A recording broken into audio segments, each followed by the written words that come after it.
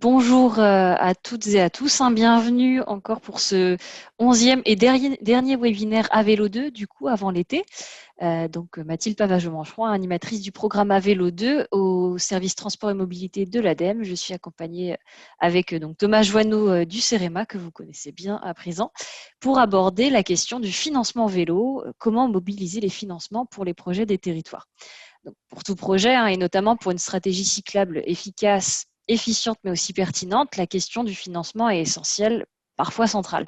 Pour un vélo 2, par exemple, presque 80%, 83 même des projets incluent un axe 1, donc c'est-à-dire des études, de la planification stratégique, dont l'une des phases essentielles aboutit finalement au PPI, le plan pluriannuel d'investissement, ce qui fait que ça donne aux collectivités des projections d'investissement. Cela permet aussi de pouvoir se préparer à déposer des candidatures au Fonds Mobilité Active ou encore à la DSIL. Mais il existe une multitude de dispositifs de financement, si bien qu'il est parfois difficile de s'y retrouver. Il est compliqué de vous présenter une liste exhaustive de toutes ces aides, mais nous vous proposons via ce webinaire une vision d'ensemble et des conseils lors de la recherche et la demande de financement. Donc, je remercie bien sûr les participants de ce jour qui vous seront présentés d'être ici présents pour nous donner leurs conseils. Et je vous remercie dès à présent pour votre participation et je vous souhaite à tous un très bon webinaire. Merci beaucoup Mathilde. Bonjour à toutes et à tous. Je suis très heureux de vous retrouver pour ce webinaire consacré au financement des politiques cyclables.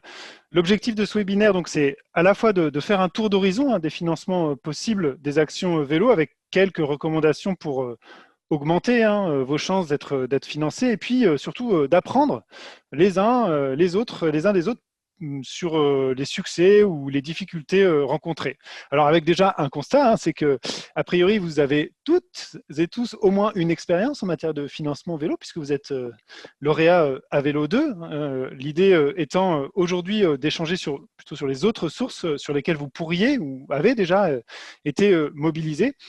Donc effectivement, on commencera ce webinaire avec un panorama des aides existantes. Alors d'abord en compagnie de Jonathan Kurtz, qui est donc chargé de déploiement de produits numériques chez beta.gouv.fr et plus particulièrement chargé de l'ouverture des aides territoriales de la mobilité et des API avec les partenaires. Jonathan qui nous présentera la plateforme Aide Territoire. Alors, on enchaînera ensuite avec Antoine Coué de Vélo et Territoire qui nous proposera un zoom des possibilités de financement vélo. Et puis, nous terminerons cette première partie avec Boris Lee, qui est référent projet multimodaux voyageurs à la direction régionale de l'environnement, de l'aménagement et du logement des Hauts-de-France. Boris, avec lequel on vous propose de prendre un moment pour vous présenter le Fonds Mobilité Active, qui est un fonds de financement des aménagements cyclables qui des travaux donc d'aménagement cyclable et qui est en quelque sorte la suite logique pour un lauréat à Vélo 2 qui aurait été subventionné pour un schéma directeur des aménagements cyclables par exemple.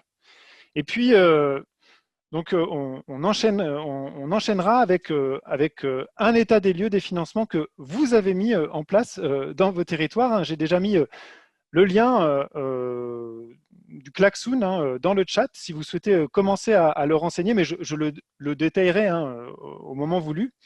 Et puis, on terminera avec deux retours d'expérience, celui d'abord de l'Avant-Pays Savoyard avec Christophe Morel, et puis celui de la communauté de communes de Serponçon avec Étienne Charles, qui viendront témoigner des différents financements qu'ils ont pu mobiliser sur le vélo.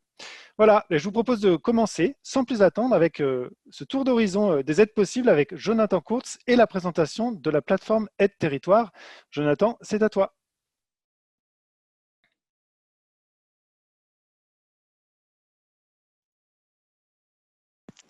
Réactivé. Alors, bonjour à tous. Ouais, tout à fait. Vous avez mon écran ou pas? C'est bon?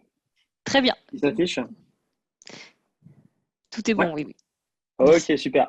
Merci beaucoup. Donc, effectivement, je me représente rapidement, Jonathan Kurtz, et donc je suis chargé du déploiement du portail France Mobilité Aide Territoire. Aujourd'hui, le but de cette présentation, c'est de vous présenter donc ce portail. On fera un petit tour d'horizon aussi, en particulier des financements vélo, vu que c'est le sujet du jour. Un petit mot peut-être rapidement avant de vous faire la démonstration. Alors, il faut juste que je retrouve la main pour changer mes slides. normalement. Hop là, non. Hop, voilà, c'est bon. Ok, très bien. Donc un petit mot peut-être avant de commencer sur Aide Territoire et sur la genèse donc, du partenariat entre France Mobilité et Aide Territoire. Donc Aide Territoire, c'est une start-up d'État, c'est-à-dire un service public gratuit qui est doté d'une équipe autonome pour en fait répondre à un problème d'ordre public et qui a une approche toujours centrée utilisateur. Je vous dis ça parce que typiquement, je serais ravi d'avoir vos retours sur le portail et d'avoir vos recommandations, ce que vous trouvez intéressant ou pas, pour la faire évoluer.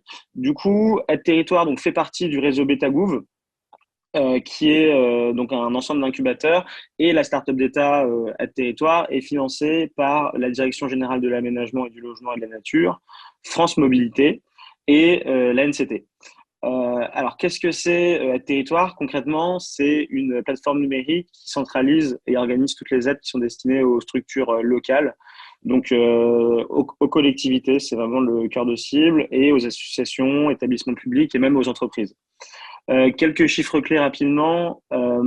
Aujourd'hui, j'ai regardé juste avant, en gros, par semaine, de manière hebdomadaire, on a environ 30 000 aides qui sont vues sur Aide Territoire, et on diffuse les aides de près de 800 porteurs, ce qui représente environ 2400 aides financières et 700 aides en ingénierie.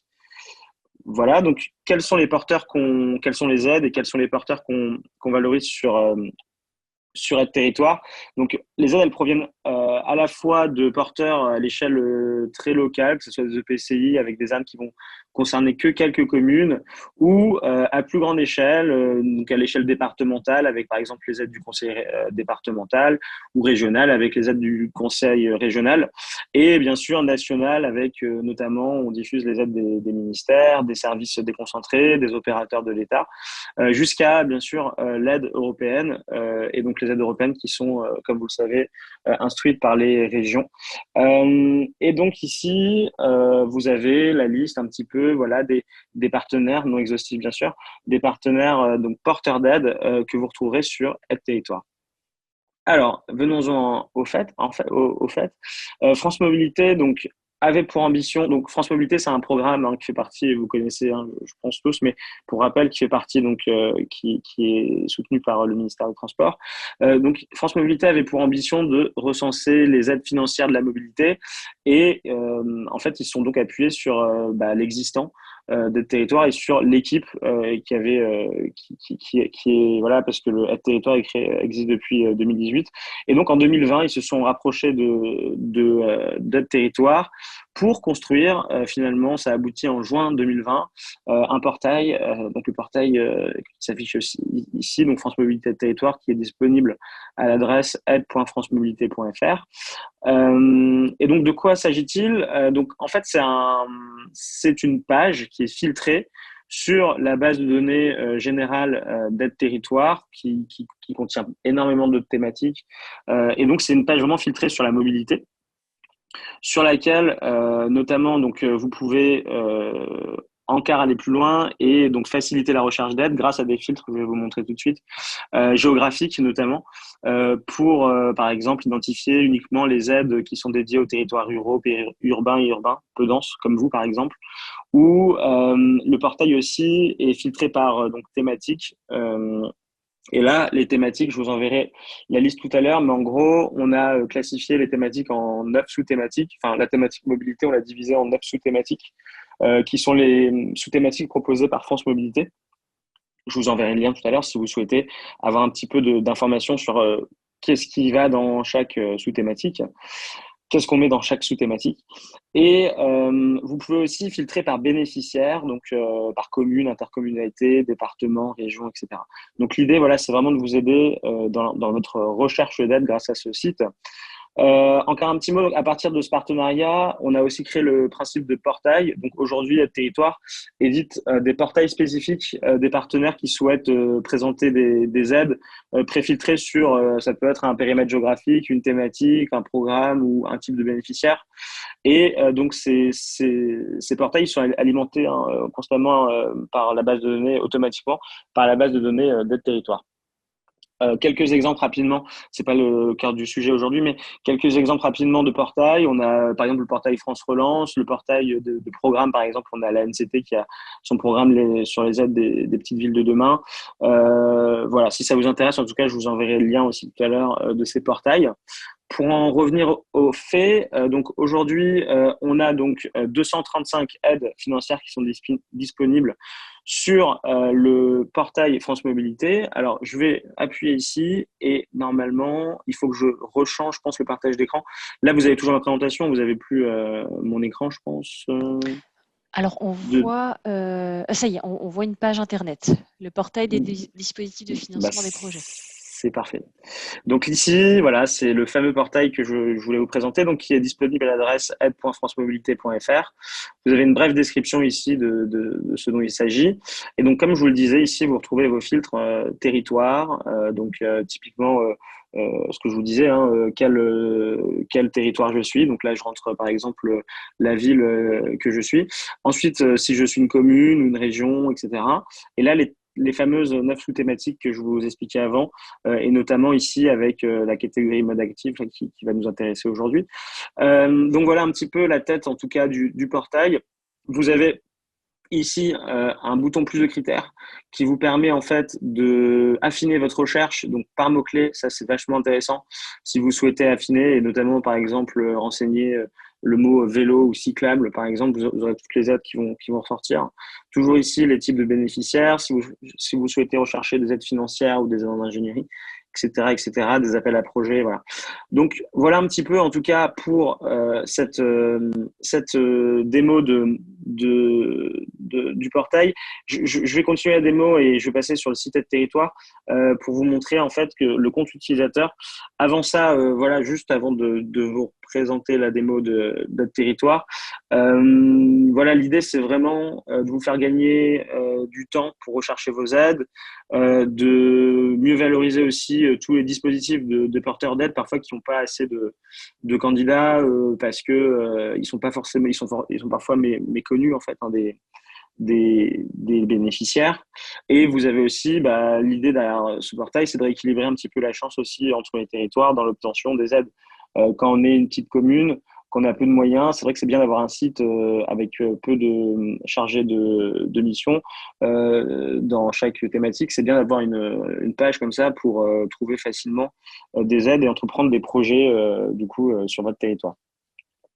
Vous avez ici aussi la possibilité de réaliser une veille territoriale. Donc là, l'idée, c'est vraiment vous renseigner vos filtres, je vous montrerai tout à l'heure, et vous pouvez en fait choisir une alerte en fait une fois qu'une aide répondra à ces critères, vous recevrez un mail comme quoi une nouvelle aide est disponible et vous pouvez regarder si effectivement vous êtes intéressé pour candidater ou pas. Voilà un petit peu, je réfléchis si je vous ai dit ce que je voulais en tout cas là-dessus. Je pense que oui. Donc là, ce que je vais faire maintenant, c'est que je vais continuer la démo. Je vais aller sur Aide Territoire directement parce que pour vous montrer en fait le compte utilisateur. Alors, est-ce que ça a changé de page? Je crois que oui, normalement, si tout va bien. Vous me dites si jamais ça marche pas. Alors, sur la démo du compte utilisateur, ici, moi, je suis déjà connecté, donc j'ai déjà créé un compte. Je vous enverrai à la fin, éventuellement, je verrai pour qu'on vous relaie par mail la méthode pour se créer un compte. Mais l'idée de ça, en fait, d'un compte utilisateur, c'est d'avoir accès à un tableau de bord sur lequel vous allez pouvoir en fait gérer vos projets, typiquement ici en tant que territoire peu dense périurbain. Et donc là, par exemple, ici, vous avez ici vos projets. Alors, juste avant le webinaire, je me suis amusé un petit peu à regarder sur le site Aide Territoire toutes les aides qui pourraient permettre de développer ma politique cyclable sur mon territoire. Et donc, en gros, je crée mon projet et l'idée dans le projet, le titre est là où on peut mettre une description avec une échéance, etc. J'ai pas mis de description ici. Et vous pouvez en fait attacher toutes les aides qui vont vous permettre d'aller dans le sens du développement de votre politique cyclable. Pour vous faire la démo un petit peu et pour vous montrer comment j'ai fait pour faire ce portefeuille d'aide pour développer votre politique cyclable, vous avez ici un bouton qui va vous permettre de trouver des aides pour ce projet. Et donc là, vous arrivez sur le site Aide Territoire, sur lequel vous pouvez, par exemple, renseigner le fait que vous êtes une commune, on va dire, et que vous recherchez ici, par exemple, on va préfiltrer déjà dans la catégorie donc mobilité transport. Vous allez pouvoir mettre, par exemple, que vous cherchez des aides en mode actif, donc vélo, marche et aménagement associé. Donc là, sur les 3000 aides dont je vous parlais, il en reste 125. Si on va un petit peu plus loin, ici avec plus de critères, on peut tout à fait, par exemple, mettre le mot-clé vélo, disons. Voilà. Et un territoire aussi, par exemple, périurbain peu dense, dans une région peu dense, Aubernais, par exemple. Hop. Et là, donc, trouver des aides. Donc là, il va m'en rester 43. J'ai, par exemple, ici, voilà, une aide qui sort. Donc, je vais l'ouvrir. À quoi ça ressemble? En gros, vous voyez, il y a le mot-clé vélo là, qui ressort. Donc, ça veut dire effectivement que le moteur de mots-clés m'a bien identifié l'aide qui correspondait à ma recherche. Et vous avez par exemple le C2E, certificat d'économie d'énergie, savoir rouler à vélo. Donc ici, voilà un peu comment ça se présente, la description, les bénéficiaires qui sont concernés par cette aide. Ici, dans le cartouche à gauche, qui porte cette aide. Donc là, on voit ici que c'est le ministère de l'Éducation nationale. Et ici, vu que c'est un dispositif pour les enfants, et ici, la nature de l'aide. Donc voilà. Et donc, ce qui est intéressant, c'est qu'après, quand vous allez cliquer ici, plus de contacts, vous avez le lien vers le descriptif complet et le lien surtout pour candidater. Donc, pour aller après déposer votre dossier si vous êtes intéressé et bénéficier de ce C2E. Donc là, par exemple, ce C2E, bah, tiens, il m'intéresse pour développer ma politique cyclable. Donc là, je vais l'ajouter à mon projet ici, en bas à droite. Et donc là, moi, ici, bon, j'ai plusieurs projets, mais celui qui m'intéresse, c'est développer ma politique cyclable sur mon territoire. Et donc là, hop, ajouter l'aide. Et donc là, savoir rouler à vélo, c'est bien ça, ouais, sera ajouté en fait à mon projet. Voilà, donc ça, c'était un petit peu pour vous présenter la partie de projet, on va dire, du compte utilisateur. Il n'y a pas que ça, il y a un autre truc assez intéressant, c'est les alertes. Alors ici, vous voyez par exemple que j'ai pas d'alerte pour le moment. Alors du coup, je vais vous montrer rapidement comment on s'en crée une. Donc là, je peux tout à fait revenir sur trouver une aide. Je suis, on a dit, une commune. Je suis la ville d'Aubernais, on avait dit. Hop. Ensuite, je cherche ici dans mode actif, paf, et donc là, je vais valider ma recherche. Et donc là, j'arrive, ici, vous voyez que vous avez les mots-clés commune, Aubernais, mobilité, 43 résultats. Donc là, je peux créer une alerte. Et donc l'idée, c'est d'être notifié. On peut choisir la fréquence de l'alerte, quotidiennement, hebdomadairement. Si il y a des nouveautés, si les choses ont bougé, s'il y a de nouvelles aides au vu des filtres là que j'ai présélectionnés. Et donc là, moi, je vais juste simplement, pour finir la démo, vous mettre développer ma politique cyclable. Tac. Cyclable. Voilà. Créer une alerte. Et donc là, mon alerte, maintenant, elle va ici, du coup, sur mon compte utilisateur, apparaître ici. Et donc là, on voit avec les caractéristiques, fréquences, etc., développer ma politique cyclable. Voilà un petit peu pour l'alerte. Et dernière chose, ma structure. Qu'est-ce que c'est? Ça, c'est aussi assez intéressant. Bien sûr, vous êtes plusieurs collaborateurs dans les communes. L'idée, c'est de partager aussi. Ça se fait pas tout seul un projet et encore plus dans les communes, mais encore plus même dans les grandes collectivités. L'idée, c'est vraiment d'attacher des collaborateurs ici grâce à ajouter un collaborateur, ce qui va vous permettre en fait cette page vraiment de gérer les différents collaborateurs et de les ajouter à vos projets pour enrichir les mêmes projets que vous, avec des aides, avec des commentaires, etc. Voilà un petit peu, en tout cas, ce que je voulais vous montrer pour le compte utilisateur. Pour finir, très très rapidement, on vous fera de toute façon un petit état des lieux tout à l'heure, hein, des dispositifs qui sont disponibles pour développer sa politique cyclable.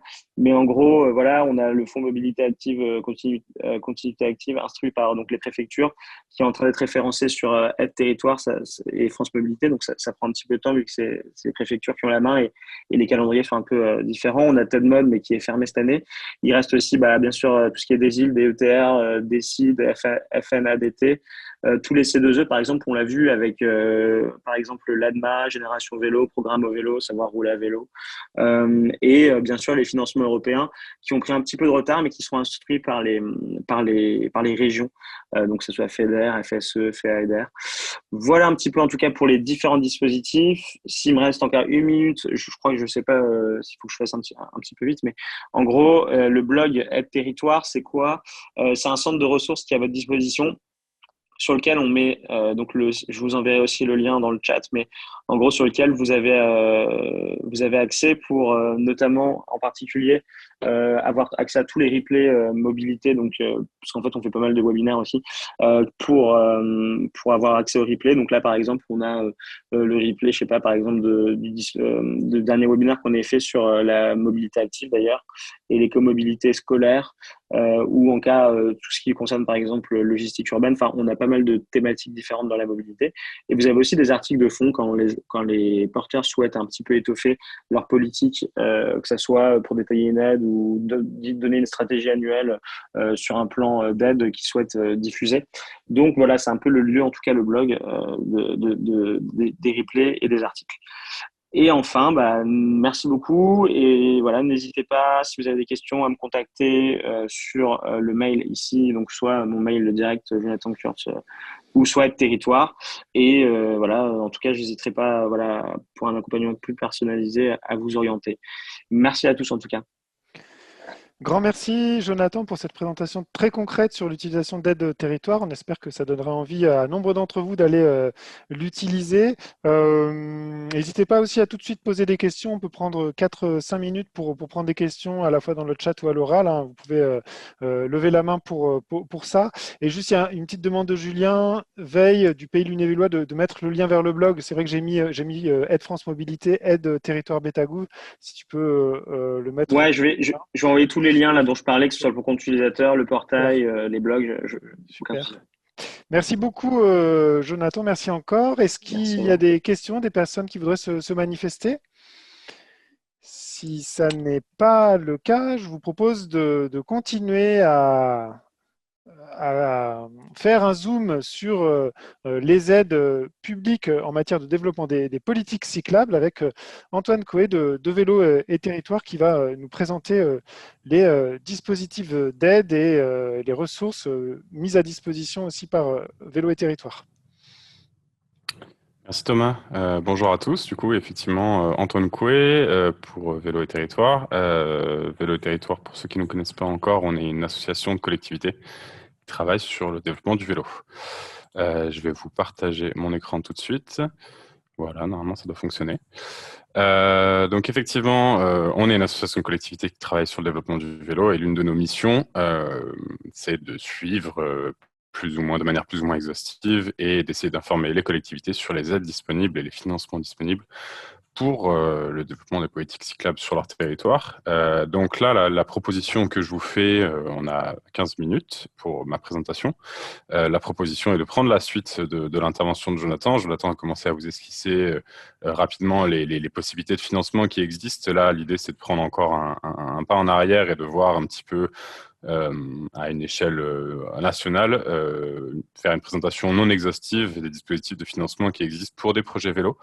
L'idée, ce sera de vous présenter tous les, disons à l'échelle d'un mandat, les financements qui peuvent se présenter à vous, que vous pourriez être amené à mobiliser dans le cadre de vos projets vélos.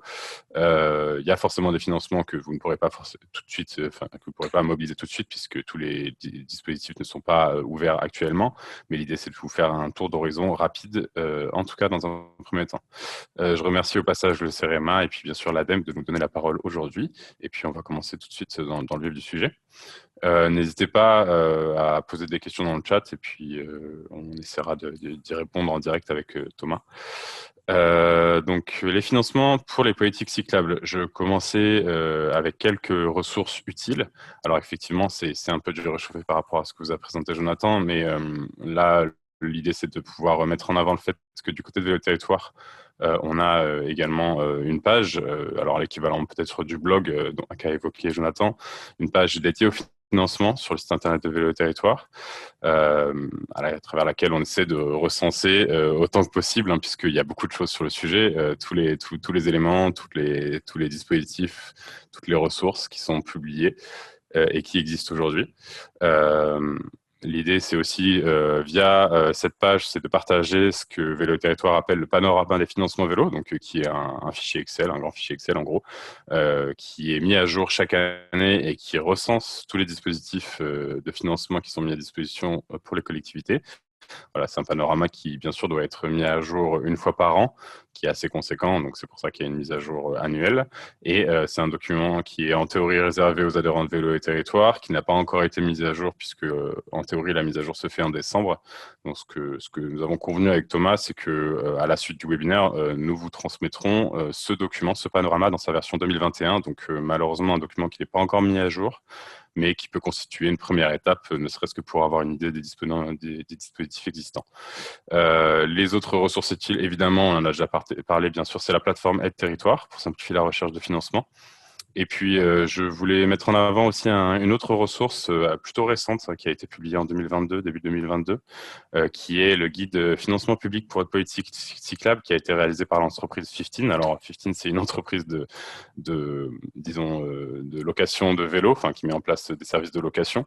Donc, c'est plutôt orienté vers le développement et le financement de services vélo, mais c'est quand même un guide assez complet que je vous recommande si vous ne connaissez pas. Bien sûr, je vous mettrai tous les liens dans le chat à la suite de ma présentation. Voilà, donc ça c'est pour les ressources pour commencer. L'idée là, c'est de, comme je vous disais, de prendre un pas, de faire un pas en arrière et de voir un peu une vue d'ensemble de tous les financements disponibles. Alors là, je vous présente une vue d'ensemble pour commencer, et ensuite on ira dans le détail de chacune des catégories que vous avez à l'écran. Mais l'idée, c'est que on a 4 catégories entre guillemets. Hein. On va vous présenter des éléments qui concernent plutôt des financements de type national, des fonds qui sont eux aussi nationaux mais qui sont gérés localement, des aides de type plutôt européenne, et puis d'autres aides. Là, c'est un peu un fourre-tout, mais effectivement, avec le volet aide régionale et aide départementale, sur lequel on ne pourra pas forcément rentrer dans le détail puisque c'est très variable en fonction des territoires. Et puis les dispositifs très intéressants et de plus en plus nombreux aujourd'hui des programmes C2E et des prêts qui existent aussi. Voilà, donc sans trop attendre, je vous propose qu'on rentre sur la première catégorie, le premier grand ensemble des financements nationaux. Voilà, c'est une façon de le voir, hein, effectivement. J'ai mis 3 dispositifs dans cette grande catégorie, dont l'appel à projet à vélo 2, que vous connaissez très bien sûr. On aurait pu le mettre plutôt dans le volet programme C2E, mais voilà, pour moi, ça faisait partie des 3 grands dispositifs à mobiliser pour le développement de la politique cyclable. Donc, l'appel à projet à vélo 2, l'appel à manifestation d'intérêt TEN-Mode, dont je vais vous parler juste après, qui est porté par l'ADEME, France Mobilité et le MTE. Et puis le fonds mobilité active, que vous connaissez aussi et qui est porté par le ministère de la Transition écologique lui aussi. Voilà, pour rentrer dans le détail, effectivement, c'est dans ces financements nationaux. Voilà, l'idée c'était de vous présenter à chaque fois le dispositif très rapidement, les actions qui sont cofinancées, donc ce que vous pouvez financer grâce à ce dispositif, le montant des aides de manière très succincte quand c'est possible de l'identifier, disons rapidement, et puis les territoires qui sont éligibles, puisque différentes catégories de territoires sont représentées aujourd'hui, si je ne me trompe pas. Donc, effectivement, je ne rentrerai pas trop dans le détail de l'appel à projet à vélo 2, hein, ce n'est pas nécessaire de le présenter pour vous, mais effectivement, là, c'est une source de financement importante pour les territoires ruraux, vous le savez bien, avec plusieurs actions, stratégies, services, animation, recrutement, le montant des aides, vous le connaissez, et puis des territoires, enfin, à destination principalement des territoires peu denses ou périurbains. Voilà, c'est effectivement important de rappeler toute l'importance qu'ont les appels à projets du type à vélo, puisque c'est le second, comme vous le savez, pour le financement des projets vélo. Je passe du coup tout de suite à la suite avec l'appel à la manifestation d'intérêt TEN-Mode. Donc là, effectivement, un appel, comme le disait Jonathan tout à l'heure, un appel à manifestation d'intérêt qui a déjà été clôturé, mais dont le but est d'accompagner les territoires peu denses, encore une fois, dans la pérennisation d'une mobilité durable. C'est la 5e édition qui a eu lieu en 2021. On a eu 48% des projets qui ont été retenus, donc un taux intéressant. 45% projets en tout pour une enveloppe au total de 2,7 millions d'euros. Voilà, donc effectivement, l'ADEME qui porte aussi ce dispositif et une aide qui est a priori reconductible. On ne sait pas exactement ce dont demain sera fait, mais effectivement, je pense que c'est important de prendre en compte que c'est des aides qui potentiellement seront reconduites dans le temps. Donc effectivement, là, on a la possibilité de cofinancer des stratégies de planification pour le développement du vélo, mais aussi de l'expérimentation et l'évaluation de solutions de services, notamment.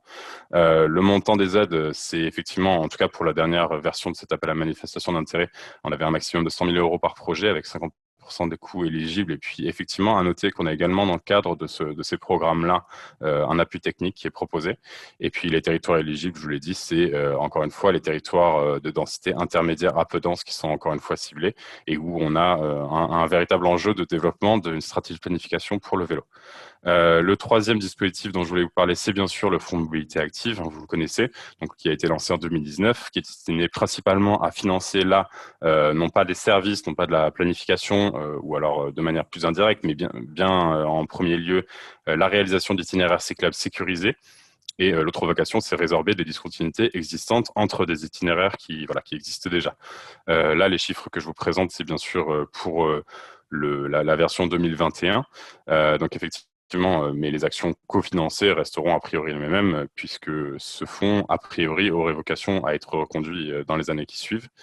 Donc effectivement, des actions cofinancées, je vous l'ai dit. Pour le montant des aides, vous le savez peut-être, là dans la dernière version du Fonds mobilité active, on était sur 1 million d'euros minimum par projet, donc à vocation à financer des gros projets d'infrastructure. Et puis les territoires éligibles, là, on a une grande variété de territoires, hein, bien sûr, mais en priorité des maîtres d'ouvrage, des communes ou des départements, dont les autorités organisatrices de la mobilité aussi, pour le développement de projets vélos. Donc une source importante de financement. Voilà pour la première partie. Pour les financements nationaux, maintenant, le deuxième grand ensemble, les fonds nationaux gérés localement, soit au niveau, bien sûr, régional ou alors ponctuellement au niveau départemental. Donc, 4 grands dispositifs avec des acronymes parfois un petit peu pompeux, mais vous les connaissez aussi, je pense, avec la DSIL, la dotation de soutien à l'investissement local. Le deuxième qu'on vous présentera aussi, c'est la dotation d'équipement des territoires ruraux, la DETR. Le troisième dispositif, la dotation de soutien à l'investissement départemental. Et le quatrième, le Fonds national d'aménagement et de développement du territoire, voilà, FNADT. Donc, pour rentrer encore une fois dans le détail de chacun de ces dispositifs, sans trop vous en dire, hein, puisque bien sûr, vous avez toutes les infos sur Internet à ce sujet. Mais voilà, un premier volet. Pour la DSIL, effectivement, on a des actions qui sont cofinancées plutôt, on a plutôt du financement au niveau des aménagements cyclables, mais également des services vélos. Là, l'idée, c'est qu'effectivement, on a eu un budget de 500 millions d'euros sur 5 ans entre 2018 et 2022 pour financer, dans le cadre du grand plan d'investissement sur les projets des collectivités pour développer des services de transport proximité durable, donc notamment des aménagements cyclables, mais effectivement, potentiellement des services vélos. Pour le montant des aides, là, ça va être très variable, mais on peut vous donner des chiffres en moyenne que j'ai pu récupérer notamment dans le document de 15 dont je vous parlais un peu précédemment. On a en moyenne 222 000 euros qui étaient mobilisés en 2019 par les porteurs de projets, et on a une répartition de ces aides, de cette dotation qui se fait au niveau régional. Pour les territoires éligibles, là, on a communes, EPCI et régions d'outre-mer et également les PETR. Voilà. L'autre volet deuxième, c'est la dotation d'équipement des territoires ruraux. Là, comme son nom l'indique, effectivement, on est sur un dispositif de soutien aux territoires ruraux, essentiellement les petites communes et éventuellement aussi, je le mets dans la slide, les opérations qui sont inscrites au contrat de ruralité. On va avoir des aménagements cyclables qui sont en priorité concernés dans le cadre de la revitalisation des villes petites et moyennes. Et puis là encore, pour le montant des aides, encore une fois, c'est assez variable, hein, mais en moyenne, on est sur des projets de moindre ampleur, entre guillemets, 45 000 euros mobilisés en moyenne en 2019, avec une répartition qui, cette fois, se fait au niveau du département. La troisième dotation dont on souhaitait vous parler, c'est la dotation de soutien à l'investissement départemental. Donc là, comme son nom l'indique, principalement à destination des départements, mais aussi des quelques quelques territoires différents, avec des compétences plus liées au département, bien sûr, la métropole de Lyon, la Corse et les collectivités d'outre-mer. Et donc là, on a encore une fois une dotation qui a vocation à financer des aménagements cyclables, avec la nuance de financer des aménagements qui permettent l'accès aux services publics et notamment au collège, puisqu'on a une notion d'accès à la mobilité scolaire via cette dotation-là. Encore une fois, pour le montant, c'est très variable, mais on a des projets assez conséquents qui peuvent être financés avec quasiment 400 000 euros de moyenne mobilisée en 2019. Et effectivement, là, encore une fois, bien sûr, une mobilisation qui passe par les conseils régionaux et les préfectures de région, bien sûr. Du côté de la le dernier dispositif dont je voulais vous parler sur les fonds nationaux gérés localement, c'est le FNADT, donc le Fonds national d'aménagement et de développement du territoire. Là, encore une fois, on a des actions qui peuvent être cofinancées, qui sont plutôt de l'ordre des aménagements cyclables, mais également des services vélos. On a un montant des aides. Encore une fois, je suis désolé pour le manque de précision sur ce volet-là, mais c'est très variable en fonction des territoires, mais qui variable selon les projets, selon la taille de l'enveloppe, et on a une répartition régionale dans le cadre des CPER qui est faite. Et là, les territoires éligibles, ça va être plutôt les collectivités non éligibles à d'autres dotations et fonds d'investissement de l'État. Donc peut-être moins intéressant pour vous, mais ça vaut quand même le coup de le mentionner. Voilà pour les fonds nationaux gérés localement. J'ai encore quelques slides à vous présenter. Hein. C'est une vision rapide. Je m'excuse si on passe assez rapidement sur ces éléments-là. Le troisième pan, on va dire, c'était bien sûr les aides régionales et départementales. Là, c'est difficile de rentrer dans le détail, puisque évidemment, les aides régionales et départementales varient en fonction des départements et des régions concernées, hein, vous le savez. Je pense que c'était important de mettre en avant, effectivement, quand même, de ne pas les oublier, que les régions proposent systématiquement, enfin quasi systématiquement, à ma connaissance, des dispositifs de financement, des projets vélos, des aides plus ponctuelles également. On a l'exemple de Dirige, l'aide régionale sur l'accompagnement et la mise en tourisme, donc voilà, sur le volet plutôt touristique de la région Grand Est.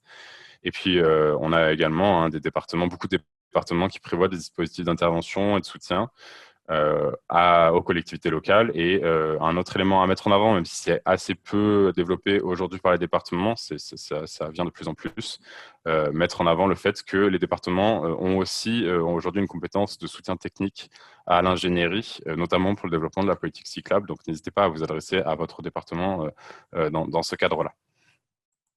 Ensuite, le quatrième grand ensemble, c'était bien sûr les aides régionales, avec là-dessus un niveau de complexité assez important sur lequel je suis un peu moins compétent, on va dire, pour répondre à d'éventuelles questions, mais il faut bien sûr pas les oublier. C'est les fonds européens de développement régional, donc le FEDER, le fonds européen agricole pour le développement rural, le FEADER, et bien sûr les fonds Interreg. Là, encore une fois, sans trop rentrer dans le détail, mais pour le FEDER, on a un dispositif de soutien au développement régional assez large, avec des actions très importantes qui peuvent être financées en termes d'infrastructures, mais aussi en termes de schéma directeur, de développement d'intermodalité aussi. C'est un gros volet des FEDER. On a des éléments de conservation, de promotion, de développement des atouts touristiques aussi qui sont concernés par ces fonds et voilà, des projets qui rentreraient dans ce peuvent être mobilisés dans ce cadre-là. Effectivement, là, on est sur une répartition qui se fait au niveau régional, donc on vous invite à vous rapprocher des régions qui vous concernent. Là, c'est effectivement variable en termes de montant, en complément, et ça va en complément d'un financement régional. Pour exemple, on avait 364 millions d'euros sur le transport durable pour le programme 2021-2027. Qui était à l'époque encore en cours d'écriture, je ne sais pas si c'est encore le cas. Mais effectivement, voilà, des financements importants et avec un champ assez large puisque tous les territoires sont éligibles. Et puis, pour le FEADER, effectivement, là, on a un volet, comme son nom l'indique, plutôt de soutien au développement rural, hein, avec un développement, enfin, des actions visées qui sont plutôt d'ordre de développement du réseau cyclable à vocation touristique, mais aussi d'amélioration de la mobilité du quotidien, des déplacements domicile-travail pour les personnes, enfin, pour les territoires ruraux. Donc là, encore une fois, on a un montant des aides qui est variable, qui vient en complément aussi d'un financement régional, et on a une répartition qui bien sûr se fait à l'échelle régionale, avec tous les territoires qui peuvent être concernés dans l'optique bien sûr d'une dynamisation des territoires ruraux. Et puis les derniers fonds, c'est le fonds Interreg, avec là, c'est assez spécifique, mais effectivement, la possibilité de financer des actions qui rentrent dans le cadre d'un projet de coopération transfrontalière notamment, ou transrégionale, voilà, avec un soutien à la transition écologique et la protection de l'environnement qui est directement concernée par les actions. Donc là, encore une fois, un montant variable, mais une répartition des subventions qui se fait entre les différentes autorités de gestion. Donc des fonds qui sont mobilisables potentiellement, mais dans un contexte un peu plus spécifique, et bien sûr les territoires transfrontaliers qui sont directement concernés. Voilà pour les aides européennes. Je vois qu'il y a des questions dans le chat, j'essaierai d'y répondre en direct après. Je déroule jusqu'à la fin de mes slides. Donc Thomas, tu me dis si tu veux qu'on fasse une pause, je m'adapte. J'ai encore 2 petites slides. Ah, tu as 2 slides. On te laisse les terminer et puis on essaiera de répondre aux questions ensuite. Ça marche, merci. Donc je termine effectivement, bon là c'est un peu la partie fourre-tout entre guillemets, puisqu'il y a d'autres aides, on l'a dit, il y a des aides multiples qui existent en dehors de ce que j'ai déjà présenté. C'était important de mettre en avant aussi les programmes C2E qui sont de plus en plus importants, qui existent pour financer, pour accompagner la politique cyclable des collectivités. Donc, on a le dispositif Alvéole, donc le programme Alvéole sur le financement de stationnement vélo, même si effectivement là-dessus, on attend encore des nouvelles pour la nouvelle version du programme Alvéole, à ma connaissance. On a notamment l'ADMA, l'Académie des mobilités actives, qui est plutôt sur le financement de formation pour les techniciens vélo. Donc, c'est un peu... c'est difficile d'y voir du financement, mais ça peut être intéressant en tout cas pour de la formation. Le dispositif Au Vélo qui est là sur la promotion du VAE pour le déplacement domicile-travail. On a Colis Active sur la subvention de livraison de colis via des modes actifs. Donc là, c'est pareil, c'est un petit peu alambiqué, mais c'est effectivement des dispositifs de financement à trouver potentiellement. Le programme mobilitaire avec la sensibilisation à la mobilité durable dans les territoires ruraux. Le programme MOBI qui est là sur l'écomobilité scolaire, l'objectif employeur pro vélo, comme son nom l'indique là, c'est pour le soutien pour la labellisation employeur pro vélo, si c'est quelque chose qui vous intéresse. Et puis le petit dernier dans les programmes C2E qui est très intéressant, qui s'appelle Génération Vélo, et qui est là sur du financement de déploiement du savoir rouler à vélo dans les écoles, avec un accompagnement qui peut être financé à 100%, avec le financement d'intervention au sein des écoles sur votre territoire qui peut être financé à 50%, et de la formation d'intervenants, donc des intervenants potentiels au sein de votre collectivité qui seraient formés au savoir rouler à vélo, et cette formation peut être financée à 100% par ce dispositif-là, donc un dispositif très intéressant pour généraliser le savoir rouler à vélo, comme son nom l'indique. Et pour créer une génération à vélo. Le dernier volet, effectivement, l'avant-dernier volet, puisqu'il me restera une dernière slide ensuite, c'était les aides et les prêts de la Banque des Territoires qui aujourd'hui existent. Alors pareil, pas forcément des financements, mais potentiellement qui peuvent vous aider dans vos projets. On a de l'aide à l'investissement qui existe aujourd'hui, qui est proposée par la Banque des Territoires, avec le soutien, c'est assez spécifique, peut-être plutôt aux régions, mais le soutien à la création de masse, en tout cas pour les AOM peut-être, et des services de mobilité pour les AOM et les communes. On a MobiPrêt aussi, qui est un prêt pour la modernisation des infras, qui va jusqu'à 100% du besoin d'emprunt pour les projets de moins d'1 million d'euros, donc qui peut être intéressant pour vos projets vélo aussi. Et puis le dernier volet, c'était bien sûr excusez-moi, de parler des dispositifs de financement qui viennent dans le cadre du plan France Relance. Et donc là, c'est pas forcément un financement qui est encore mobilisable, mais je voulais quand même le dire, dans le cadre effectivement du plan France Relance qui a été mis en place par le gouvernement. On a 2 enveloppes qui concernent directement le sujet du vélo, avec une enveloppe aménagement cyclable, avec des projets qui vont jusqu'à 100 millions d'euros qui peuvent être pilotés par des appels à projets. Enfin, on a 100 millions d'euros qui pilotés par les appels à projets régionaux pour des projets jusqu'à 1 million d'euros. A priori, ils ont tous été clôturés à ce jour, donc je le mentionne, mais vous ne pouvez plus les mobiliser. Et puis, on a le volet enveloppe stationnement sécurisé en gare, avec 50 millions d'euros qui ont été répartis via des conventions entre conseils régionaux, Gare et Connexion, DREAL, pour financer 48 000 places de stationnement sécurisé dans 1133 gares du territoire avant le 1er janvier 2024. Voilà. Donc, c'est du stationnement potentiellement réalisé sur foncier qui peut être éligible dans le cadre de ces enveloppes. Donc, n'hésitez pas à prendre contact avec les conseils régionaux pour en savoir plus. Voilà, on peut répondre aux questions maintenant, Thomas, si tu veux. Merci beaucoup, Antoine. Oui, je relais quelques questions et puis après on passera donc à la présentation du fonds mobilité active. Oui, une précision en lien avec la remarque de Cécile sur la question du financement d'études dans le cadre de la DSIL. Effectivement, la DSIL, elle peut financer une partie études, notamment une partie études préalables. C'est un fonds qui est géré par les préfectures de région, et je pense que chaque région a son propre cahier des charges aussi dans la manière dont elle va on va dire, distribuer ce fonds, hein. Donc, il y a un socle commun et puis après, chaque préfecture de région a quand même une marge de manœuvre. Mais oui, les études préalables peuvent être financées et idem pour le fonds mobilité active. Une partie études, notamment études maîtrise d'œuvre, mais Boris, qui va enchaîner, pourra préciser, hein, peut être aussi financée, même si le gros, hein, bien sûr, c'est le financement de travaux. Voilà, il y a une question de Julien, tu pourras compléter, Antoine, sur la question de l'ordre à privilégier sur les demandes d'aide. Je dirais que déjà, il y a un tri préalable, à mon avis, qui est important, c'est l'éligibilité de vos projets. C'est-à-dire que vous avez un projet et après, c'est d'aller regarder par rapport à chaque système d'aide, si effectivement vos projets sont éligibles. Donc déjà, ça fait un premier tri, une première hiérarchisation. Et puis après, mais là, je fais appel à vous aussi et à vos témoignages, hein. Ensuite, j'aurais tendance à aller regarder les dossiers et à voir celui qui est le plus facile, le plus rapide à constituer et aussi qui est le plus, je dirais, cohérent en termes de calendrier avec mon projet. C'est aussi une manière, je pense, de pouvoir hiérarchiser. Mais alors là, Antoine, si tu veux compléter, ou même si vous, en tant que voilà, de porteur de projet, vous voulez compléter, n'hésitez pas. Ouais, je pense que ce serait intéressant de poser la question aux deux collectivités qui viennent ensuite dans la seconde partie, peut-être, si on y pense. Tout à fait. Alors, il y a aussi une question d'Eva, à laquelle moi, je ne suis pas en mesure de répondre. Je ne sais pas si Antoine, tu as un élément de réponse. Donc, la création de mobilité as a service, la question, c'est est-ce que c'est proposé pour tout type de territoire ou est-ce qu'il y a une masse critique de PCI à partir de laquelle l'aide peut être déployée? On n'a pas la réponse tout de suite. Par contre, on peut la retrouver avec les collègues en interne CEREMA, mais peut-être Antoine, tu as des éléments. J'ai pas plus d'éléments là-dessus. J'aurais tendance à dire qu'il n'y avait pas de masse critique justement, mais j'ai peur de dire une bêtise. Très bien. Aussi une question sur Alvéole Plus, de Lisa.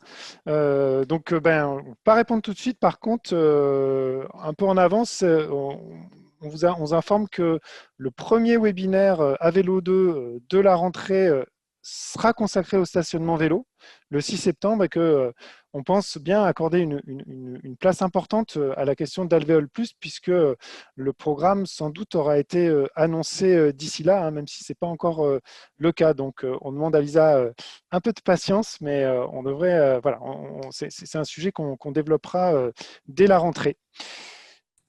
Je peux juste, ça me fait penser à un élément quand même qui est important que je n'ai pas dit dans ma présentation, mais ces dispositifs-là sont bien souvent aussi dépendants comment dire, des exécutifs en place. Et effectivement, le fait on soit dans une période de transition au niveau du gouvernement actuellement explique qu'on a potentiellement de nouveaux dispositifs qui pourraient arriver assez rapidement et certains dispositifs qui sont désormais caducs, enfin, de mon point de vue. En tout cas, on est très dépendant de ce timing politique.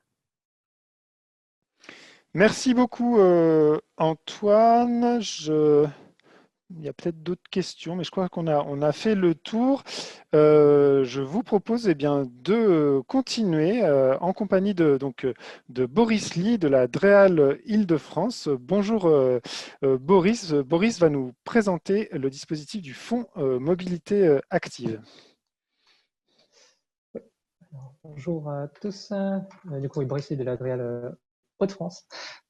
Oui, je vais vous présenter du coup un petit peu plus en détail tout ce qui est fonds mobilité active. Avant ça, je vais juste revenir sur quelques points sur ma vision sur les questions DCL, etc. qu'on a vues et qui ont été présentées par Club Ville et Territoire, de mon point de vue, on va dire au niveau régional.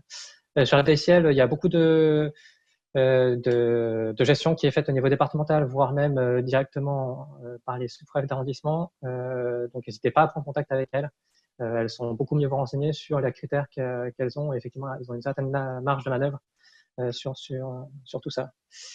Juste pour préciser également sur la priorisation, il y a également une histoire de timing purement, on va dire, opérationnel, notamment, je pense, au FEDER et du coup, souvent les régions, mais pas toujours. Elles attendent les notifications des marchés avant de conventionner quoi que ce soit. Sachant que pour les aides régionales, enfin européennes en tout cas, bien sûr, ce sera beaucoup plus sur des trajets européens, et du coup notamment les Eurovéloroutes, que ça portera. Et dernier point par rapport justement au recensement des aides qui était bien complet, sur le stationnement vélo du coup dans l'enveloppe France Relance. Alors pareil, en théorie c'est plutôt géré Andréal, donc si vous avez un contact Andréal, n'hésitez pas à les contacter.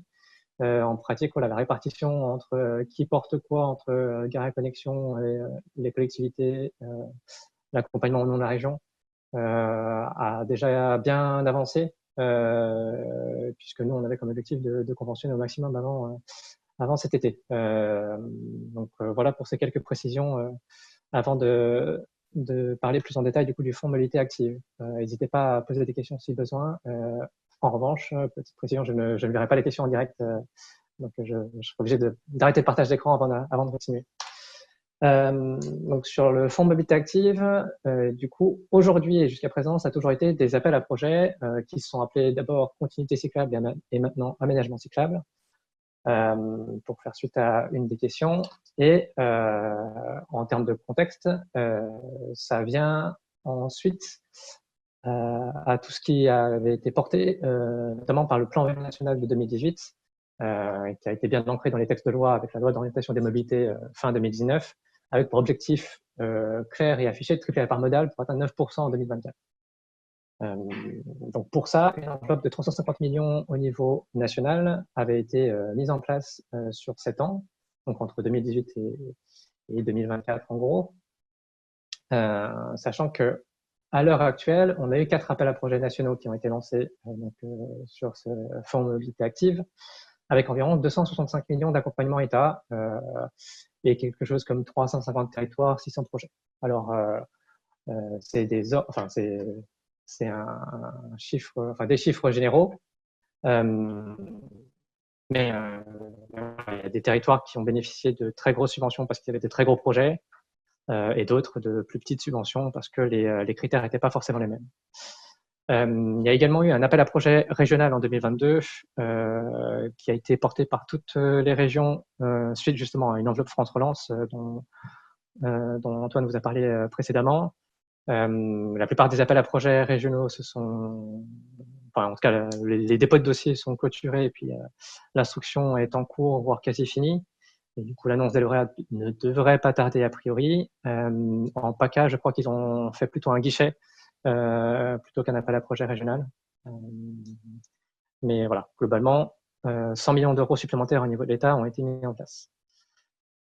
Pour ce qui va arriver ensuite, il restera 85 millions, donc 350 moins les 265 déjà actés, qui vont être mobilisés, mais pour l'instant, on ne sait pas encore de quelle manière. C'est-à-dire, on ne sait pas encore si ce sera un appel à projet, on ne sait pas encore quels seront les critères de cet appel à projet, même si, effectivement, a priori, ça devrait être encore un appel à projet.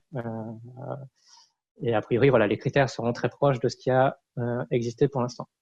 En revanche, après ces 85 millions d'euros, aujourd'hui, comme l'a précisé justement Antoine à la fin de sa présentation, aujourd'hui, on n'a pas encore de visibilité sur ce qui se passera après ces 85 millions et ce prochain appel à projet. Donc pour l'instant, voilà, on n'a pas encore une visibilité très ferme et définitive sur le futur. Même si voilà, on sent quand même que vu l'engouement et vu la demande des territoires, il devrait certainement y avoir encore un accompagnement de l'État à ce sujet. Reste à savoir encore sous quelle forme et comment ça va se concrétiser vraiment. Donc jusqu'à présent, ça a toujours été des appels à projets. Les appels à projets, ça a plusieurs avantages, notamment le fait qu'il y a un cahier des charges qui est assez clair. Et c'est bien des appels à projets, c'est-à-dire que les territoires déposent des projets et ce sont les meilleurs projets qui seront sélectionnés. Ça a été surtout le cas, ça a été très durement le cas lors du dernier appel à projet de 2021, alors même que justement les critères étaient très très restrictifs puisque il y avait un critère de demande de subvention à au moins 1 million d'euros, sachant que les taux de subvention variaient entre 20 et 50% globalement.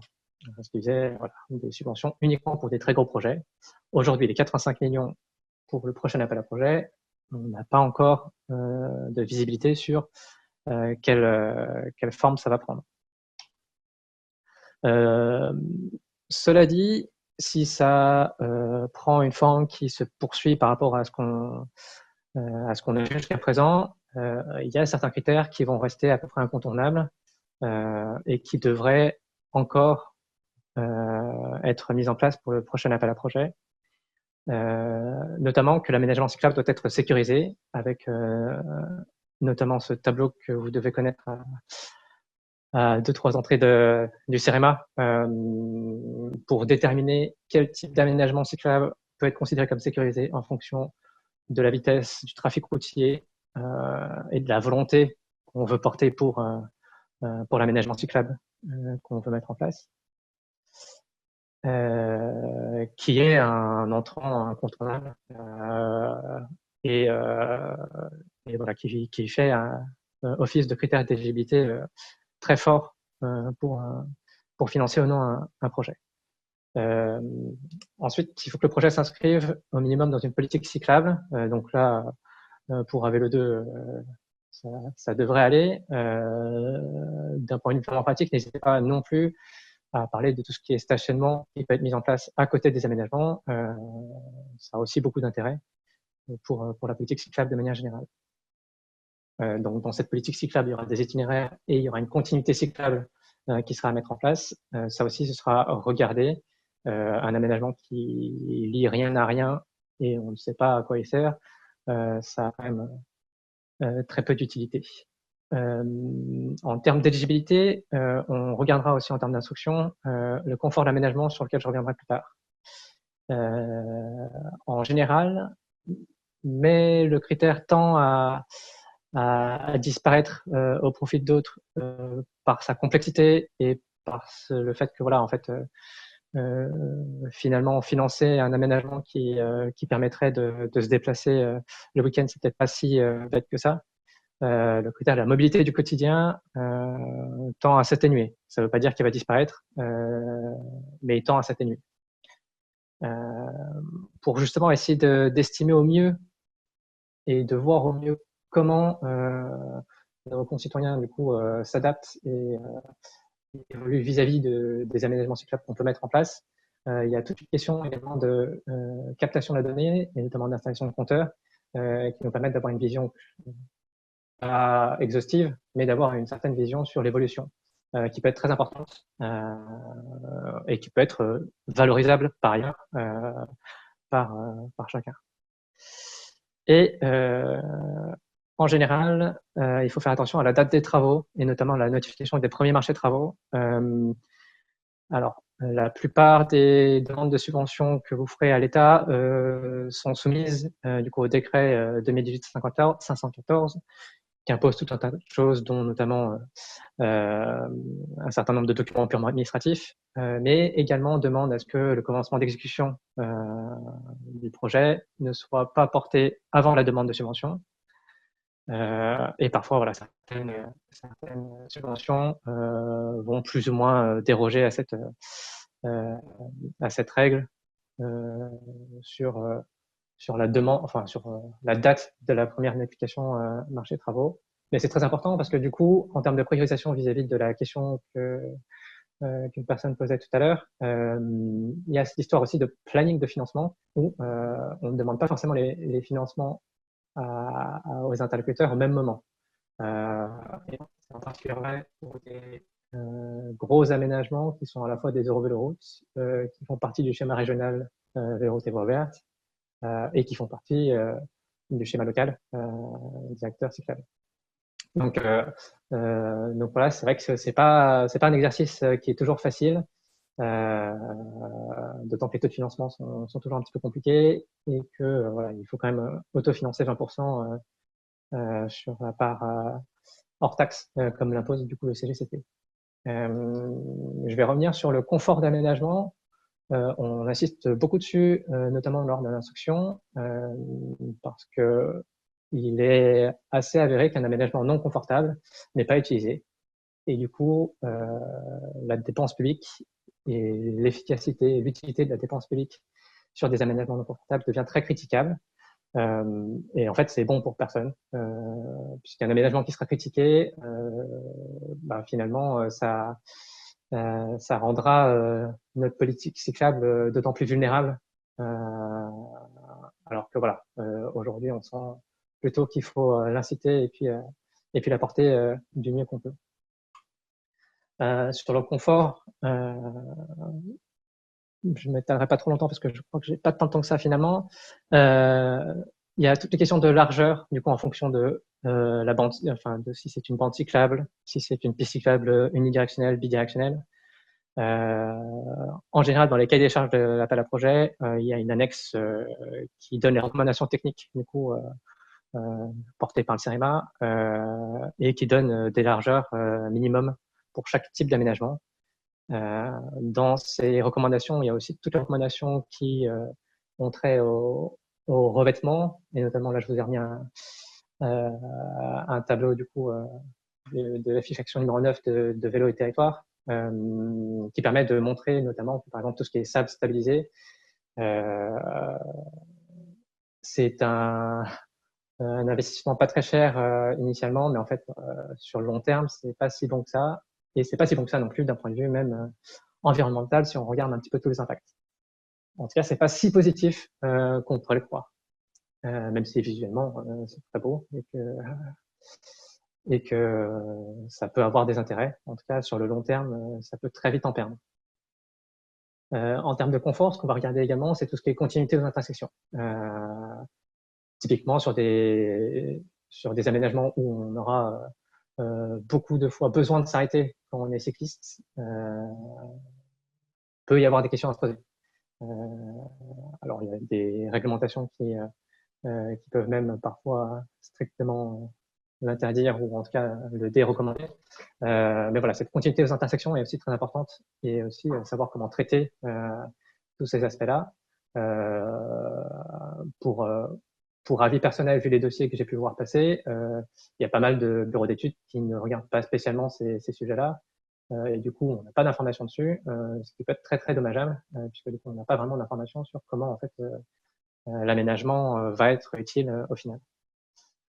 Sur tout ce qui est visibilité, jalonnement, etc., il peut également y avoir des questions qu'on peut regarder plus ou moins, et également toutes les questions sur les séparations entre les différents usagers, par exemple entre trottoir et piste cyclable, si la piste cyclable est à hauteur de trottoir. Donc, ce sont des points qu'on va regarder lors de l'instruction et qui vont permettre soit d'éliminer carrément des projets si les largeurs sont clairement non respectueuses des recommandations techniques et du coup qu'on considère ne permettront pas d'usage de l'aménagement cyclable, ou permettront de classer les projets justement vu que l'enveloppe est finalement très faible vis-à-vis de la demande locale du coup, des territoires. Un point particulier que je soulève également, vu les retours d'expérience que j'ai pu avoir, en tout cas au niveau régional, c'est qu'un projet qui est non concerté avec les communes est souvent un projet, alors je voudrais dire mauvais, mais je ne peux pas forcément dire, mais en tout cas souvent non optimisé. C'est-à-dire que partage de l'espace entre la voirie, le gestionnaire de voirie qui est peut-être la commune, les trottoirs qui sont peut-être portés par l'AOM, et du coup la gestion par exemple du carrefour à feu. Si rien n'est concerté ensemble, du coup si on fait un projet qui est juste sur l'espace piéton, souvent en fait on n'a pas tant d'espace que ça, donc on fera un mauvais projet qui ne sera pas utilisé, etc. Donc c'est un point qui est quand même très très important et qui peut être assez intéressant à traiter assez en amont. Quelques conseils juste pratiques sur les dossiers. Vu le nombre de dossiers qu'on peut avoir et vu la complexité des dossiers, il peut être intéressant de faire des cartes. Alors, on s'en fiche que les cartes soient moches, faites sous Google Maps, et puis que voilà, tout soit pas représentatif. En revanche, identifier qu'ici, on a 150 mètres de piste cyclable bidirectionnelle, ici 400 mètres de zone 30, et puis ici 250 mètres de encore piste cyclable bidirectionnelle, avec les pistes cyclables délicates, etc. Ça peut valoir le coup, puisque ça nous fait gagner beaucoup de temps sur la compréhension des dossiers. Et honnêtement, même si on veut être tout à fait objectif en tant qu'instructeur, c'est fort probable qu'un dossier qui soit peu lisible et difficile à comprendre soit moins bien perçu, et du coup moins bien noté et forcément moins bien priorisé au niveau de l'instruction. Donc ne négligez pas du tout ça, sachant que en revanche, on n'a pas besoin que ce soit fait par un cabinet de communication pour que ça ait de la valeur. En revanche, on a besoin de comprendre ce qu'est l'aménagement, comment il est traité du début à la fin, et y compris avec l'existant. Si vous n'avez pas trop le temps ou s'il y a des choses qui sont un petit peu difficiles à faire, il y a des outils qui existent. Alors, je ne veux pas spécialement faire de publicité, il y a peut-être d'autres outils qui existent. Je sais que StreetMix a été pas mal également présenté dans des formations, etc. Et il est assez facile de prise en main et il donne des résultats qui sont plutôt très convenables et permettent bien de comprendre la situation au niveau d'un aménagement donné. Et pareil, c'est plutôt très utile d'avoir ce genre d'informations pour pouvoir instruire. Sachant que voilà, les plans techniques détaillés peuvent être mis en annexe des appels à projets, enfin des dossiers déposés aux appels à projets, et du coup pourront être complétés ou non par StreetMix. Si les plans détaillés sont déjà suffisamment détaillés, StreetMix ne sert à rien du tout. Hein. Mais parfois, voilà, on n'a pas forcément ces plans détaillés parce qu'on arrive un petit peu tôt dans les phases d'études. Mais en revanche, on a quand même suffisamment d'informations pour pouvoir faire ces plans sous StreetMix. Ça peut être très intéressant de les avoir. Et deux derniers points, le dossier n'a pas besoin de faire 500 pages pour être bon. Et au contraire, s'il fait 500 pages, c'est qu'il n'est certainement pas assez synthétique. Et que du coup, il y a plein de choses qui sont pas forcément très utiles. Pareil, un dossier qu'un instructeur va mettre trop de temps à lire ne sera pas forcément à votre avantage. Dernier point qui peut sembler bête et banal, mais qui a toute son importance, c'est vraiment d'essayer de répondre aux questions au plus vite possible. Je t'entends, Thomas. Oui, oui, si tu peux accélérer pas mal, je vois qu'il y a encore 7 slides. En plus, ça va aller très vite. En fait, c'est juste des captures d'écran après de démarche simplifiée. Et juste voilà, pour démarche simplifiée, donc très rapidement, ça va se présenter un petit peu sous cette forme après avoir cliqué sur un lien. Il y aura juste une présentation. Alors le temps de remplissage estimé, c'est nouveau, je ne sais pas trop comment il est calculé. Donc c'est assez intuitif. Les touches sont assez grosses pour voir un petit peu ce qu'on fait. On commence la démarche. On commencera toujours par remplir son numéro de SIRET et vous permettra de sélectionner votre établissement. Et vous aurez tout un tas de choses à remplir. On vous indiquera en bas que le bouillon est automatiquement enregistré. Et il y aura un bouton pour l'enregistrer, pour déposer le dossier, sachant que le dossier est toujours modifiable, sauf s'il est passé en instruction. Mais en général, on reviendra quand on passe en instruction. Et en général, c'est à la fin du dépôt de dossier. Du coup, je passe toutes les rubriques. Vous les aurez dans les présentations qui seront envoyées. Voilà, il y a un certain nombre de rubriques qui sont assez utiles à remplir et qui nous servent aussi beaucoup pour faire les estimations. Donc, quelques points importants sur la plateforme. Il y a aussi une messagerie et beaucoup de notifications. Faites attention que certains rentrent dans les spams et dans les courriers indésirables. Donc, faites attention parce qu'en général, c'est la messagerie qui sera utilisée par les instructeurs. Et dernière remarque, donc ne pas hésiter à contacter les instructeurs. En revanche, on ne peut pas agir à la place de vos bureaux d'études. C'est-à-dire qu'on peut conseiller ou dire s'il y a des endroits où on considère que c'est pas bon. En revanche, on ne pourra pas refaire tous les plans techniques, etc. Pour un retour d'expérience, porter un projet à moitié est parfois pire que ne pas le porter du tout. On a déjà vu des projets où on envoyait les cyclistes sur des giratoires qui n'étaient pas du tout traités parce qu'on ne voulait pas faire perdre de la place au véhicule. C'est pas forcément très bon. Et communiquer sur les aménagements de mobilité est très utile, mais ne jamais oublier que la mobilité est une réponse à un besoin de déplacement, notamment créé par l'aménagement du territoire. Donc voilà, j'en ai fini pour la présentation. Désolé d'avoir un petit peu... Mais pas de souci, merci beaucoup Boris. Voilà, ce fonds mobilité active, on espère qu'il sera reconduit et que les 85 millions qui restent pourront être distribués aux collectivités sous forme d'appel à projet. Je vous ai mis le cahier des charges techniques du fonds mobilité active dans le chat, donc il vient détailler ce que Boris vous a présenté.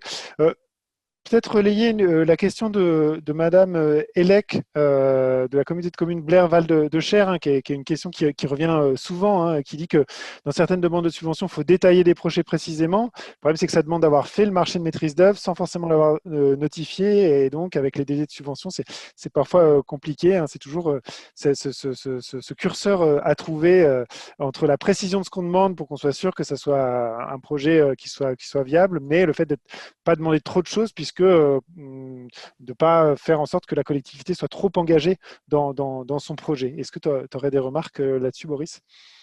Alors, c'est une question très pertinente et qui, nous, va nous interroger beaucoup justement dans savoir comment on va reconduire cet appel à projet, justement parce qu'effectivement, tous les territoires n'ont pas forcément les mêmes niveaux enfin, ne déposent pas des dossiers avec les mêmes niveaux d'études. Aujourd'hui, il y a une vraie question de savoir qui est la vraie cible et du coup, qui on veut accompagner le mieux avec l'enveloppe qu'on a.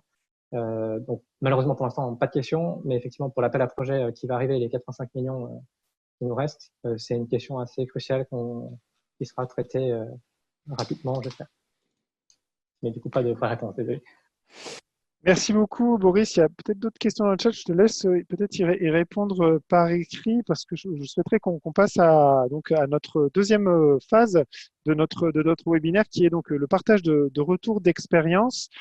Je propose qu'on me prenne peut-être 10 minutes hein, pour regarder ensemble le klaxon que je vous ai mis dans le chat et que je vous encourage à regarder.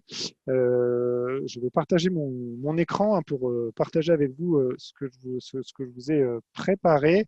L'idée, c'est de réagir ensemble, c'est de regarder ensemble ce qui se fait dans les territoires en fonction des présentations qui ont pu vous être proposées par Jonathan, Antoine, Boris. Hein, donc, je vous propose donc sur ce klaxon d'inscrire dans les différentes bulles d'aide les choses, les collectivités, les aides que vous avez déjà mobilisées ou que vous êtes en train de mobiliser. J'espère que mon écran est visible par tout le monde. Donc voilà, j'ai suivi un petit peu la répartition qui est à la fois proposée par Antoine et puis aussi par 15, hein, par l'étude 15, en regroupant quand même les aides nationales, qu'elles soient déconcentrées ou pas.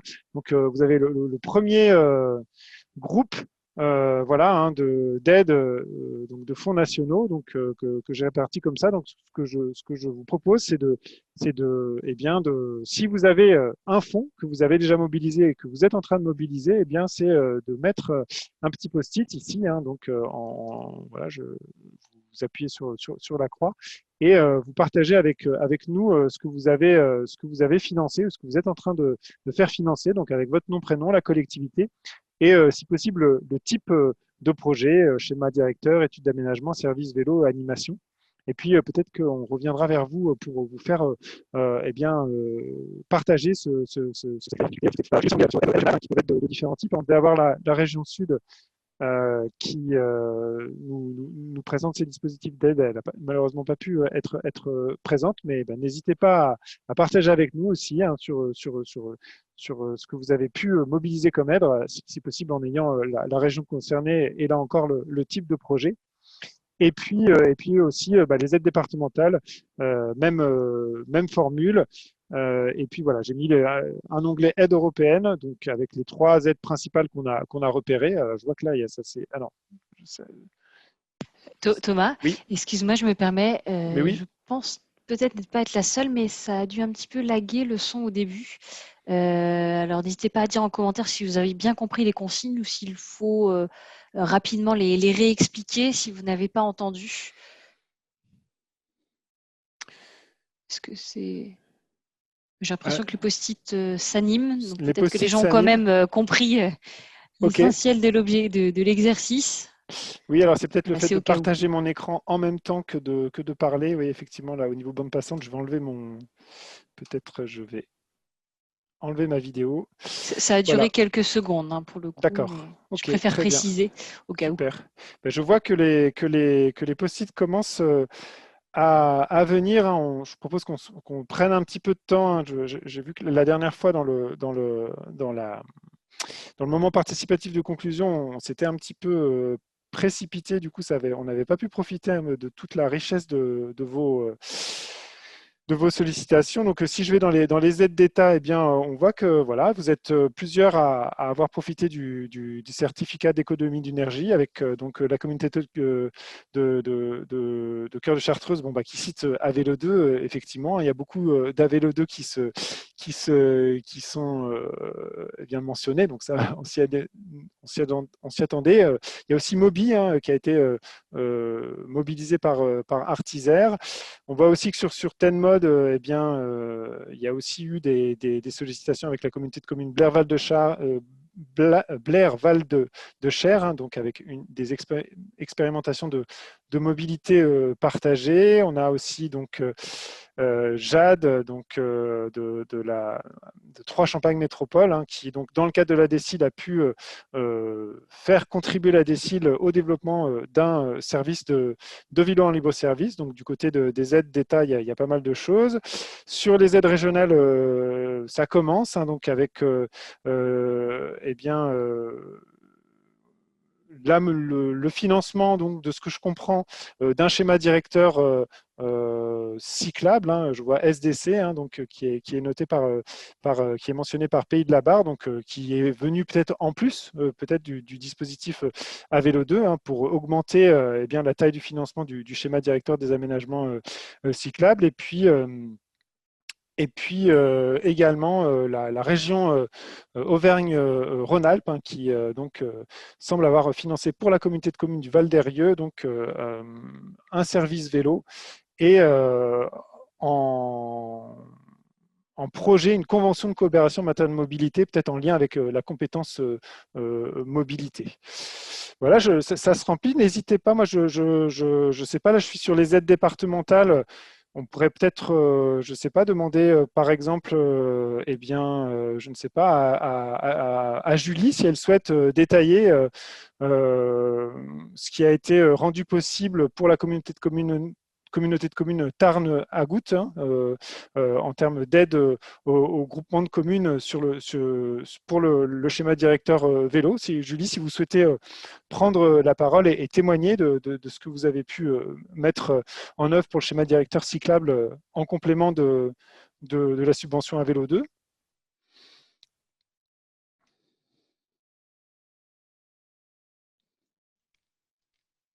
Vous m'entendez du coup maintenant? Oui, bonjour Julie. Oui, bonjour à tous.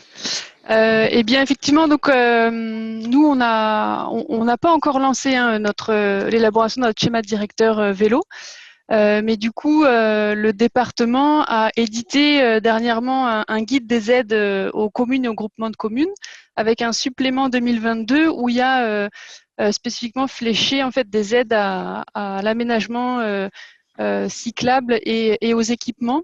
Et du coup, le schéma directeur vélo apparaît dans les lignes très clairement d'accompagnement. Donc, on sollicitera au moment où on enverra ou on publiera notre marché pour recruter le bureau d'études, cet accompagnement-là du département. Merci beaucoup, Julie. L'occasion d'insister sur le fait que quand même beaucoup de départements interviennent, même si elles ne sont pas autorités organisatrices de la mobilité, mais interviennent en subvention, donc à la fois, la plupart du temps quand même sur des questions d'aménagement. Ça peut être aussi des aménagements cyclables de rabattement auprès des collèges, qui ne sont pas forcément desservis par des départementales, mais souvent des voiries communales ou intercommunales. Donc là, le département peut intervenir. Et puis aussi, mais on l'a vu dans nos premiers webinaires, elle peut aussi intervenir pour subventionner des services vélo. Donc oui, n'hésitez pas à aller voir. Alors peut-être que tous les départements ne font pas quelque chose aussi précis que ce dont a pu profiter Julie, donc ils ne font pas un document, mais n'hésitez pas à aller vous renseigner auprès des départements. Il n'est pas rare qu'ils proposent des aides. Je vous propose de continuer et de terminer ce petit tour d'horizon avant de laisser la parole à nos deux je dirais, nos deux témoignages de collectivités. Peut-être d'aller du côté des aides européennes. Hein. Je vois que, par exemple, la communauté de communes du Pays d'Ancenis, hein, alors toujours sur les questions de schéma directeur de mobilité active, mais aussi du management de la mobilité et aussi en termes de ressources humaines, eh bien, semble avoir sollicité ou va solliciter le Fonds européen agricole pour le développement rural. Est-ce que, Jérémy, vous souhaiteriez peut-être compléter ou intervenir ou témoigner sur ces aides que vous sollicitez auprès de l'Europe?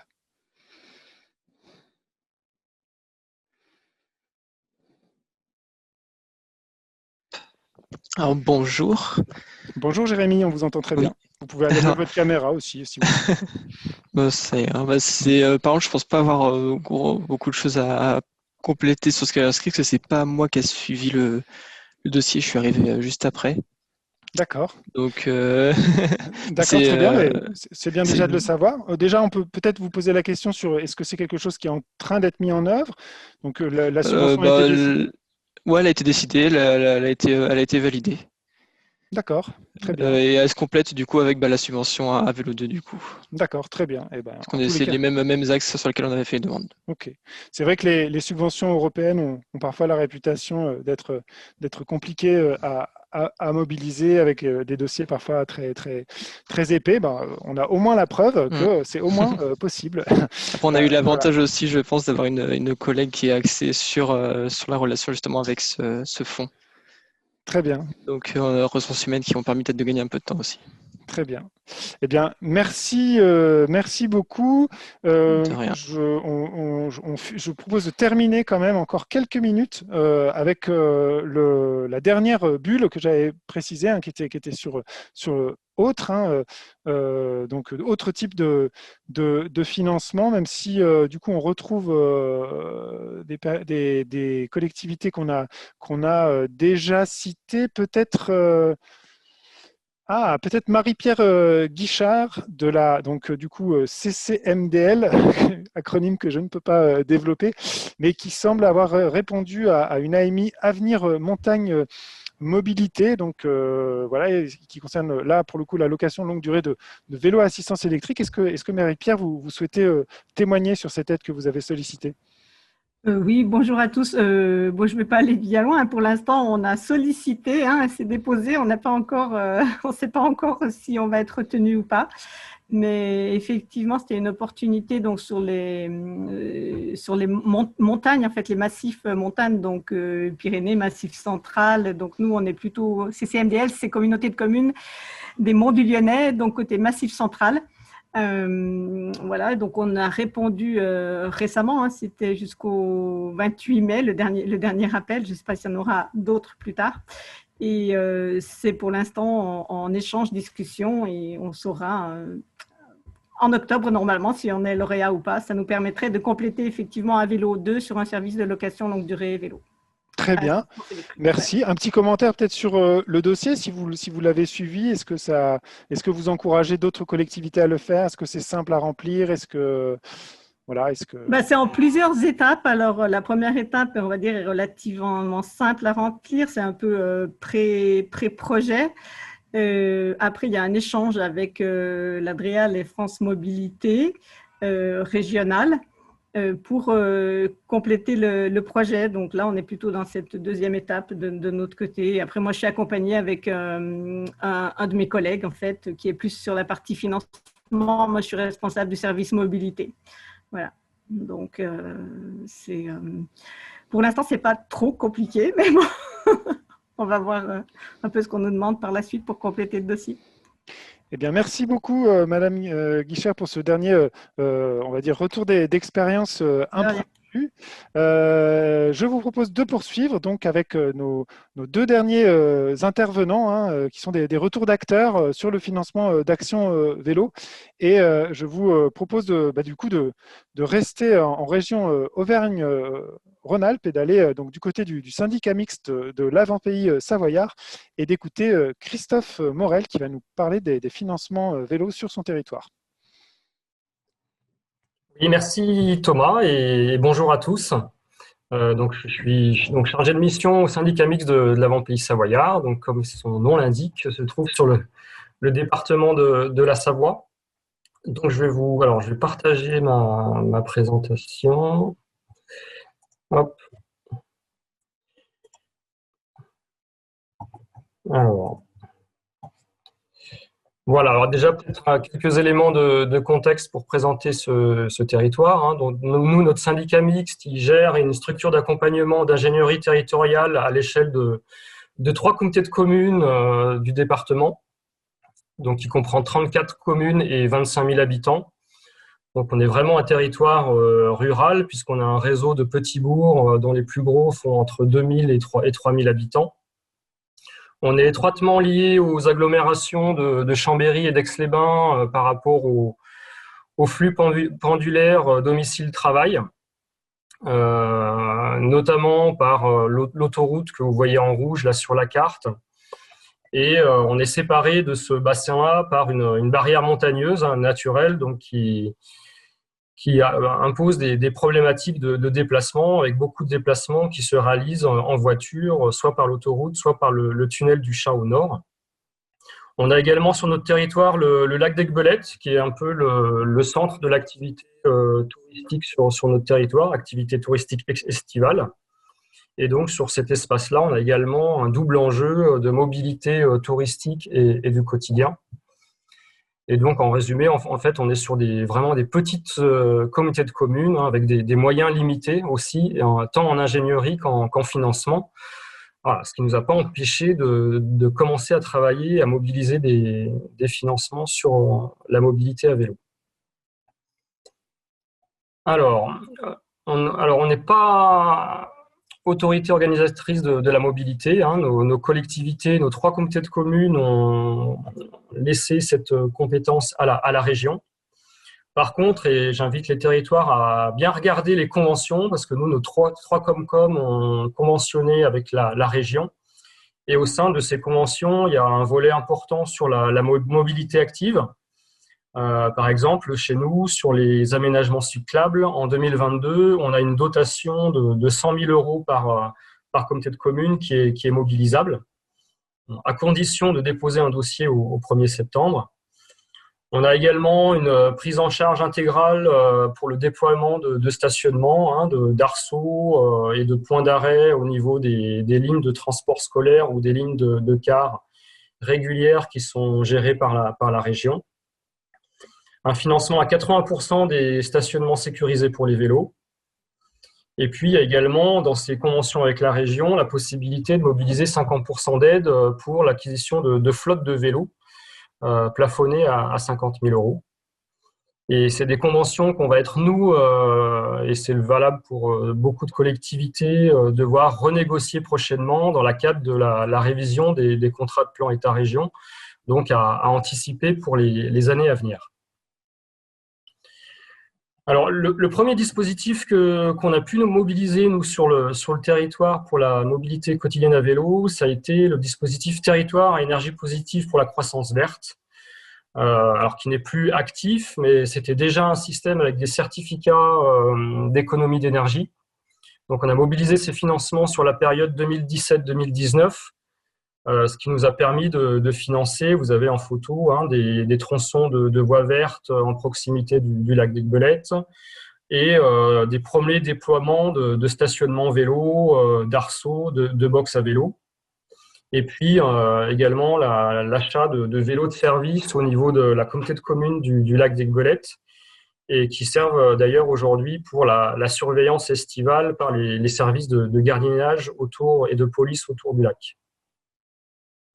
Voilà, vous avez quelques images des aménagements qui avaient été financés dans ce cadre-là. On avait monté une candidature commune à l'époque, mais avec 3 maîtres d'ouvrage différents, c'est-à-dire que nos 3 comités de communes adhérentes étaient maîtres d'ouvrage de différentes actions, et avec un financement à 80% qui a permis de mobiliser 500 000 € environ sur l'ensemble du territoire. Le deuxième type de financement qu'on a pu mobiliser, c'est un programme européen leader, sachant que nous, notre programme européen leader se termine et qu'il était sur la thématique du changement de pratique Donc, on a pu mobiliser ces financements, notamment pour réaliser notre schéma directeur cyclable, le déploiement des premiers compteurs vélos sur notre territoire et puis des vélos de service. Donc là, on est sur une opération pas très importante, mais d'environ 50 000 €. Et Leader nous a permis de financer tout cela à hauteur de 80%. À VLE2, ben, ça, je vais être assez rapide parce que vous avez tous été lauréats. Juste savoir que nous, on a été lauréats sur les 4 axes d'AVELO2. Donc, avec un financement à 50% puisqu'on n'était pas AOM. Mais juste vous dire qu'on a également complété ce financement de l'ADEME par des financements du département de la Savoie. Alors, pas sur la totalité des actions, mais sur certaines actions, au titre d'une enveloppe territoriale. Et on complète également certaines opérations également avec le programme européen Leader. Et puis, donc, le dernier financement qu'on a mobilisé l'année dernière, en 2021, c'est ce qu'a présenté Boris précédemment. C'est ce fameux appel à projet sur les mobilités actives, où nous, vous avez un extrait, on a déposé un dossier pour un tronçon de voie verte qui est inscrite à notre schéma directeur, toujours au niveau du lac d'Aiguebelette, et qui permet de faire la connexion entre un aménagement existant et au sud, la gare de l'Épin-le-Lac, qui est un point de connexion important, notamment avec le bassin chambérien. Donc là, c'est un appel à projet qui finance des opérations assez lourdes, de plus d'1 million d'euros. Donc là, on était sur 2 600 000 € environ d'opérations. Et on a pu obtenir un financement de l'État à hauteur de 565 000 €. On avait demandé 1 million d'euros, mais je crois qu'au niveau de la région, l'enveloppe a dû être partagée. Il y a eu énormément de candidats à cet appel à projet. Alors, juste pour vous présenter, nous, en termes de candidature, c'est ce que disait également Boris, on a privilégié la présentation cartographique. Déjà, bien montrer l'intégration du projet en l'extrayant du schéma directeur cyclable, si vous en avez un, c'est très, très important. Et puis après, au niveau de différentes échelles, on trouve important également de montrer comment s'inscrit cet aménagement localement par rapport aux pôles qui génèrent des déplacements, les pôles d'habitat, les pôles touristiques, les zones d'activité, les espaces qui permettent de l'intermodalité comme les gares ou les parkings de covoiturage existants. Donc bien de montrer ça en cartographie, ce que l'aménagement permet de relier. Et puis, vous avez à droite également une carte extraite de notre schéma directeur cyclable qui permet de montrer l'aménagement au sein du potentiel d'intermodalité du territoire. Donc, on a essayé de valoriser l'aspect cartographique dans la candidature.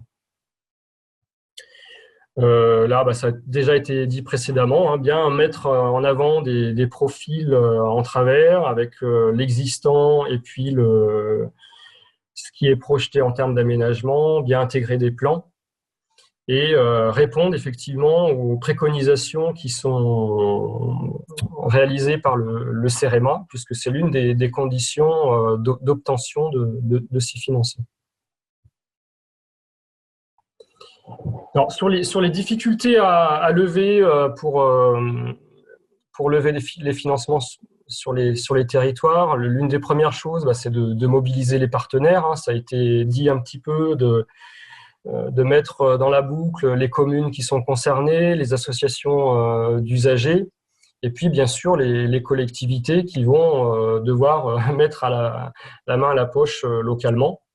D'où le besoin également d'une gouvernance claire pour valider le contenu du projet et puis pour valider l'autofinancement qui restera à charge à la collectivité.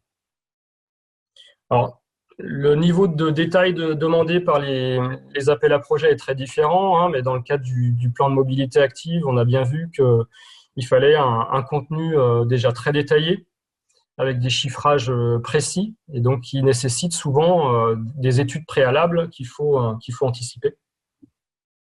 Et puis pour les infrastructures, hein, je crois que ça n'a encore pas été dit, mais aujourd'hui, il est nécessaire d'avoir un schéma directeur cyclable, puisque la plupart des financeurs aujourd'hui demandent à présenter le projet dans le cadre d'un schéma directeur qui montre la cohérence du projet au niveau local et avec les liens avec les territoires voisins. Alors, PPI, plan pluriannuel d'investissement, on ne l'a pas trop évoqué. Alors nous, on n'est pas forcément un très bon exemple chez nous puisqu'il est inexistant à ce jour. Pour plusieurs raisons, c'est qu'on a une multiplicité finalement de gestionnaires de voiries et de maîtres d'ouvrage sur notre territoire, qui peuvent être des communes, des comités de communes, le département ou la région. Donc nous, notre structure, on est plutôt là en accompagnement de ces différents maîtres d'ouvrage et notamment pour répondre à ces appels à projets. Donc on accompagne plutôt la mise en place de ce schéma directeur au fil de l'eau en fonction de l'avancement des études portées par ces différents maîtres d'ouvrage et puis des opportunités. Dans les opportunités, je citerai notamment celle du département qui est amené à faire des travaux de réfection de voirie. Et dans leur cadre de déploiement de ces travaux, le département aujourd'hui doit s'inspirer de notre schéma directeur cyclable et voir ce qui doit être réalisé en fonction des tronçons. Alors, pour préparer ces candidatures, alors certains éléments que j'indique là sont assez évidents, mais on l'a évoqué. Hein, il faut déjà préalablement vérifier l'éligibilité du projet soit à l'appel à projet, soit au dispositif d'accompagnement financier. Ça peut être des conditions de population, de coût du projet, etc. De bien vérifier également les échéances qui sont imposées, notamment par ces appels à projet, puisqu'il y a des dates imposées de dépôt des dossiers. Et donc, caler en conséquence des comités de validation localement, hein, c'est la gouvernance locale. Et essayer d'anticiper également, de consulter les plateformes, parce qu'on est de plus en plus sur des dépôts de candidatures en ligne, de bien consulter ces plateformes en amont pour prendre connaissance de toutes les pièces qui sont demandées. Et parfois même, il y a besoin pas de signature électronique, mais de validation électronique des partenaires. Donc bien anticiper. Et les dernières semaines, c'est toujours compliqué de gérer ces éléments-là. S'assurer de la faisabilité du projet, on l'a déjà un peu évoqué, mais c'est bien sûr le projet, si la maîtrise foncière n'est pas assurée, si on peut avoir des points bloquants à ce niveau-là, en fonction des contraintes environnementales également, si on est en site classé, ça peut être des contraintes importantes pour le projet ou des dossiers d'autorisation comme des dossiers loi sur l'eau. Il faut bien veiller que ces éléments permettent de réaliser le projet pendant la validité de l'aide. Réaliser des études préalables, hein, c'est nécessaire pour la plupart des appels à projets ou des dépôts aujourd'hui.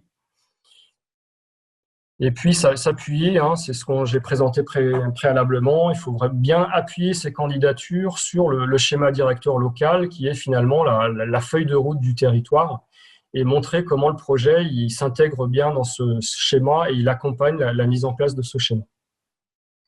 Bien sûr, argumenter sur le service qui est rendu par le projet et bien l'appuyer sur des données chiffrées, que ce soit des données potentielles de population qui est desservie par l'aménagement, des données de trafic, de vitesse, comme cette fameuse V85. Et puis, bien sûr, je dirais ne pas attendre les appels à projets, anticiper. Hein, il vaut mieux avoir des dossiers prêts avant les appels à projets, car le temps des études préalables est souvent important. Et puis, alors, je crois que il y a encore deux diapositives. Pérenniser les actions et leur financement sur le territoire. Ça passe déjà pour moi pour la création de postes ou le maintien de postes sur la politique cyclable, donc un budget de fonctionnement dédié à anticiper aussi, alors qui peuvent être accompagnés par ces différents dispositifs d'aide avec une visibilité bien sûr qui est souvent limitée à 3 ans, mais c'est important d'inscrire ce budget de fonctionnement dans la durée. Il y a également un élément important pour nous, c'est de formaliser un comité de pilotage de la politique cyclable à l'échelle de son territoire, qui se réunirait à minima 2 fois par an avec les partenaires financiers. De mettre en place des outils d'évaluation qui vont permettre, vis-à-vis des élus du territoire, de montrer l'intérêt de cette politique vis-à-vis des attentes des habitants. Et là, par contre, on a des grosses difficultés, ce qui risque d'être un peu un défi pour beaucoup de nos territoires, c'est d'anticiper les coûts de fonctionnement de ces aménagements, parce que c'est souvent très facile de mobiliser des financements pour les infrastructures et pour l'investissement, mais voilà, ce qui pose de plus en plus de questions pour nos collectivités, c'est le fonctionnement derrière, l'entretien. Donc, il y a un gros défi pour nous à négocier avec les gestionnaires des routes, voire à créer des moyens de mutualiser du matériel et des moyens humains entre les différents acteurs. Et puis, donc c'est la dernière diapositive. Si vous n'en avez pas, un conseil, effectivement, c'est de valider un schéma directeur cyclable, sachant que ça peut prendre un peu de temps de réaliser ces schémas. C'est souvent une exigence des financeurs, notamment pour les infrastructures. De valider un budget annuel de fonctionnement pour l'animation, qui est indispensable pour aller chercher ces financements et animer la politique. Je dirais également important de présenter et défendre ces schémas locaux aux structures un peu supra, comme le département. Nous, on a la chance d'avoir un plan départemental vélo au niveau de la Savoie. Au niveau de la région également, puisqu'il y a beaucoup d'itinéraires d'intérêt touristique régional qui bénéficient d'aide de la région. Et puis, c'est d'être en veille sur les différents dispositifs existants. Si vous êtes présent aujourd'hui, c'est bien que vous êtes en veille là-dessus. Les réseaux Vélo et Territoire, à Vélo 2, etc. Et puis, dès que vous avez un projet, je dirais ce qui est important, c'est d'échanger avec les services qui ont en charge ces dispositifs d'accompagnement financier pour montrer votre intention à déposer un dossier et puis échanger le plus tôt possible avec eux. Voilà, alors je ne sais pas si je suis resté dans le temps imparti, Thomas. Mais... Merci beaucoup, Christophe. Oui, il n'y a pas de souci. C'était vraiment très intéressant de t'écouter, à la fois sur les expériences, sur ce que l'Avant Pays Savoyard a réussi à mettre en place, et puis aussi sur les conseils qui sont donnés au territoire, donc avec un établissement qui non seulement va chercher des financements, mais qui se propose d'être assistant à maîtrise d'ouvrage des collectivités pour les aider aussi à les mobiliser.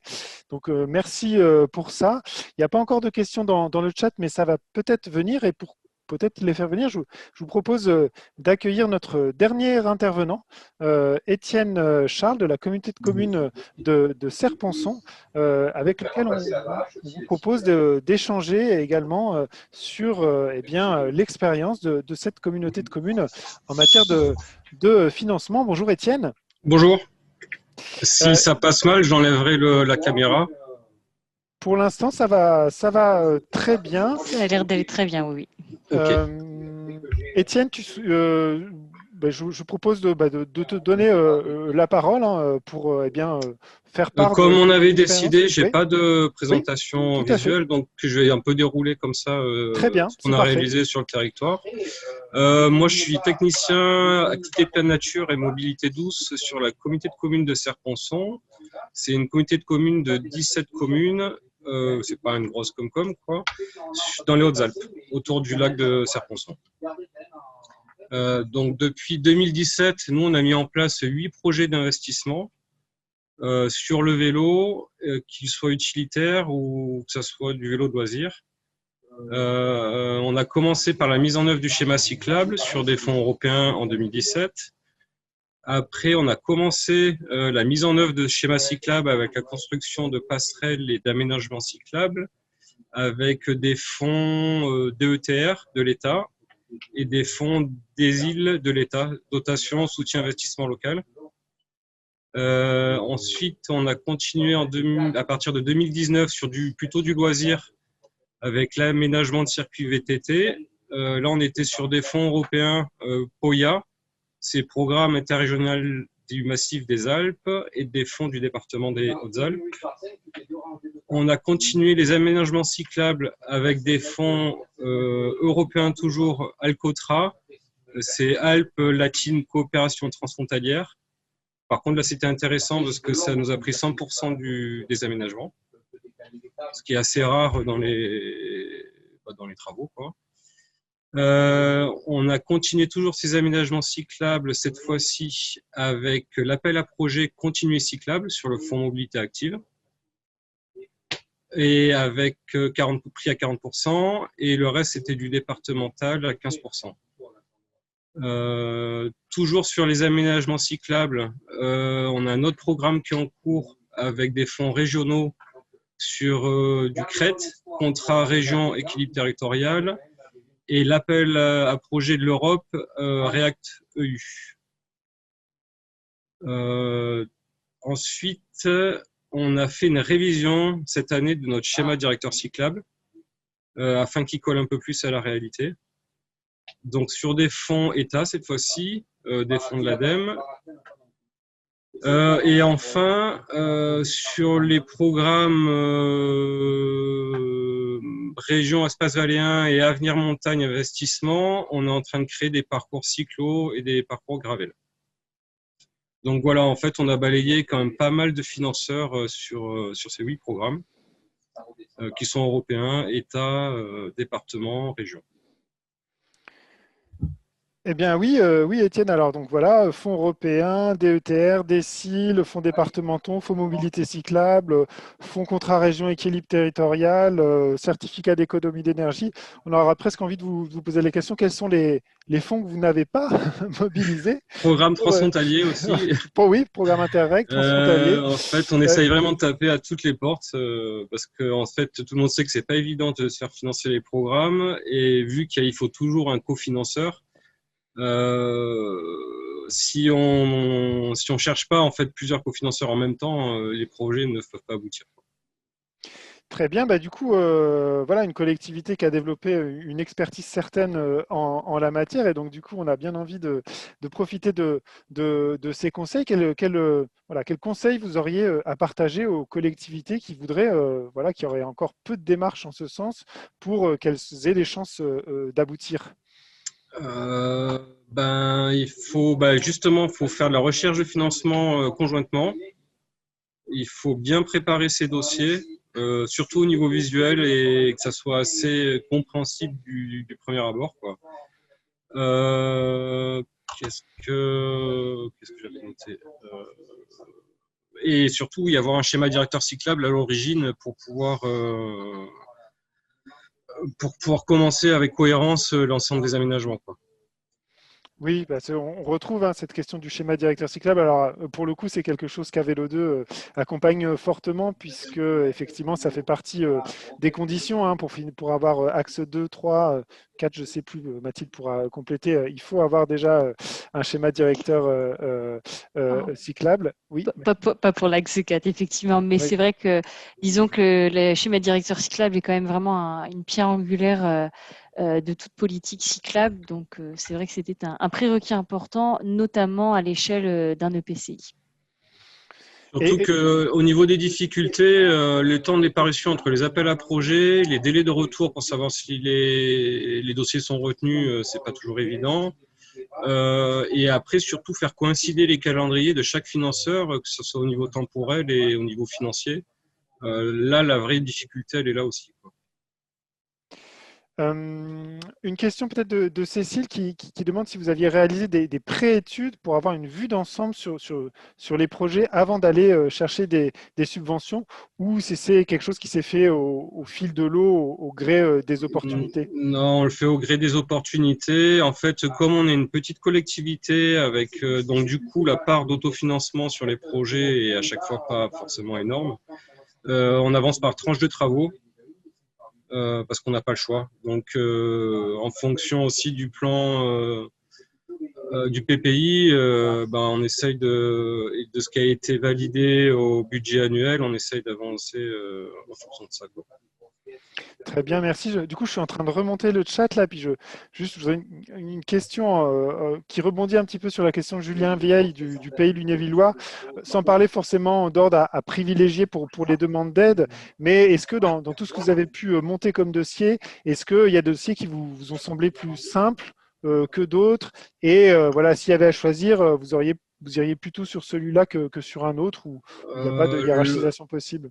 Si, il y a vraiment des hiérarchisations. J'ai presque envie de prendre la question à l'inverse. Les plus compliqués, c'est les dossiers européens. Les plus faciles, c'est au niveau local avec le département. Après, les dossiers au niveau de l'État, comme Avenir Montagne Investissement ou même l'appel à projet Continuité cyclable, je les ai trouvés relativement simples et avec pas trop de contraintes.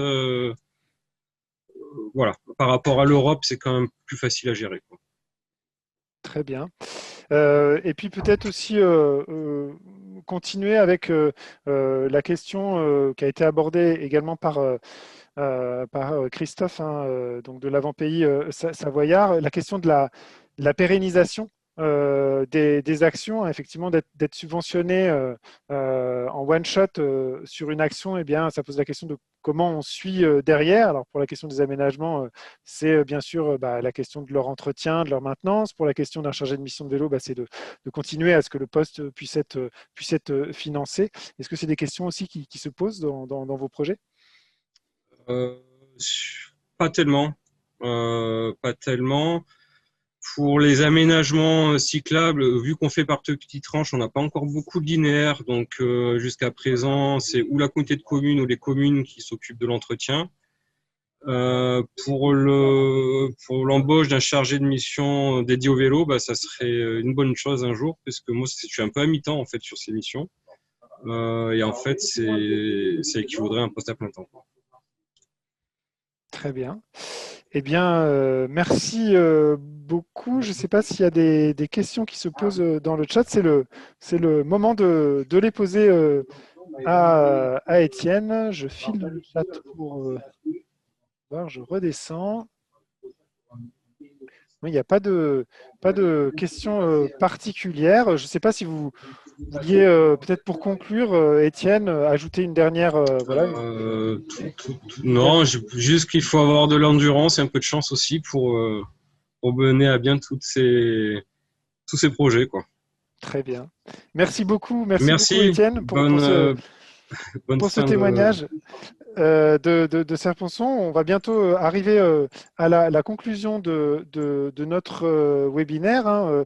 Alors déjà, évidemment, je souhaiterais remercier tous nos intervenants, hein, Jonathan, Antoine, Boris, Christophe, Étienne, hein, pour leur contribution précieuse.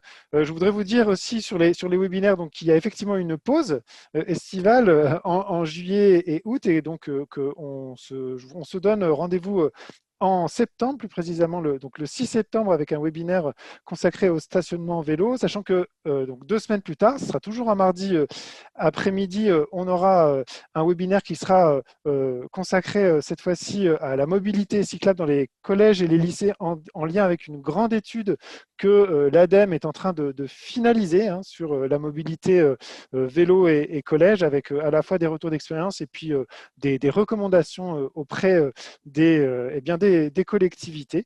Donc voilà, les prochaines dates à noter, c'est les 6 et 20 septembre. Et je laisse tout de suite la parole à Mathilde Pavageau pour la conclusion de ce webinaire. Oui, merci beaucoup Thomas. J'allais moi-même remercier tous les participants et les intervenants surtout. Donc, je ne vais pas faire doublon, mais je vous remercie vraiment sincèrement pour tous ces conseils, tous ces ressources que vous nous avez apportées, parce que justement, hein, avec donc Jonathan Kurtz et Antoine Coué, on a vu déjà que, par exemple, Aide Territoire peut être une première porte pour explorer les potentiels aides qui existent, mais on l'a vu aussi grâce à eux, que ce n'est pas juste des ressources d'ordre financier, mais qu'on a aussi que ces plateformes ont vraiment aussi vocation à partager des ressources documentaires. Donc ça, c'est quelque chose qui est vraiment intéressant à connaître, à savoir aussi. Ces aides peuvent être vraiment de divers types, hein, avec des critères variés. On a vu qu'il y avait des aides possibles en fonction de l'échelle territoriale, mais aussi des aides possibles en fonction du type de territoire. On voit que certains dispositifs peuvent se cumuler, alors parfois sur certaines conditions, exemple le respect du cumul des aides publiques à 80%, et en même temps des dispositifs qui peuvent être tout à fait complémentaires. Donc on le voit, même si ça va vous paraître évident finalement, mais c'est que l'existence de ces aides, de ces dispositifs, elle met en avant quelque chose d'essentiel, qui peut être évident pour vous à ce stade, mais qu'il semble vraiment intéressant de rappeler, c'est que finalement, il faut vraiment réfléchir en premier lieu et globalement au projet que vous souhaitez mener, que l'on souhaite mener, avant finalement de vérifier l'existence potentielle d'une aide ou d'un dispositif.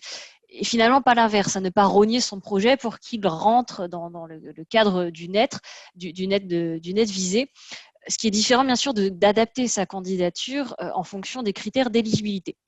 Donc, pour autant, la recherche de financement, et comme l'a souligné Étienne Charles, eh bien, elle est importante, puisque un autre point a été mis en évidence, c'est la question du planning de financement, qui confirme la nécessité d'un suivi rigoureux de son projet. Et comme l'a expliqué eh bien, Monsieur Morel, c'est la question aussi de l'anticipation.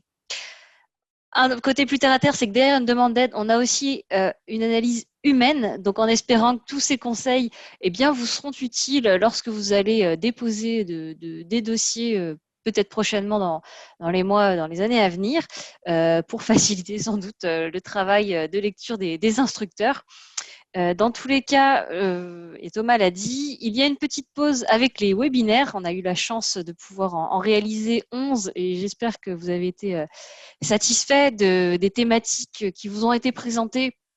Celle-ci, d'ailleurs, n'hésitez pas à nous faire remonter lorsque le questionnaire de satisfaction va vous être envoyé, à vraiment nous faire part de toutes vos remarques, hein, tout ce qui va pouvoir nous permettre d'améliorer ou de vous apporter des éléments complémentaires pour les prochains webinaires sont toujours utiles.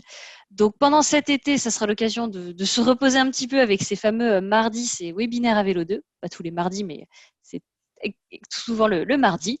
Et cela reprendra en septembre. Alors, je n'ai pas les dates précises en tête, elles vous seront bien sûr communiquées, donc tenez-vous à l'affût notamment du calendrier qui se trouve sur l'espace collaboratif à Vélo 2. À ce sujet, hein, tous les replays pour rappel sont disponibles sur cet espace ainsi que les supports de présentation, sauf lorsque le format du webinaire ne le permet pas. Et je vois que l'heure tourne, donc je vous souhaite, je vous remercie à tous encore une fois pour votre présence et je vous souhaite à toutes et à tous une très bonne journée et on se retrouve tous en forme pour le premier webinaire de la rentrée en septembre. Merci beaucoup. Merci à toutes et à tous, au revoir. Merci Thomas également. Bonne journée à tous, au revoir.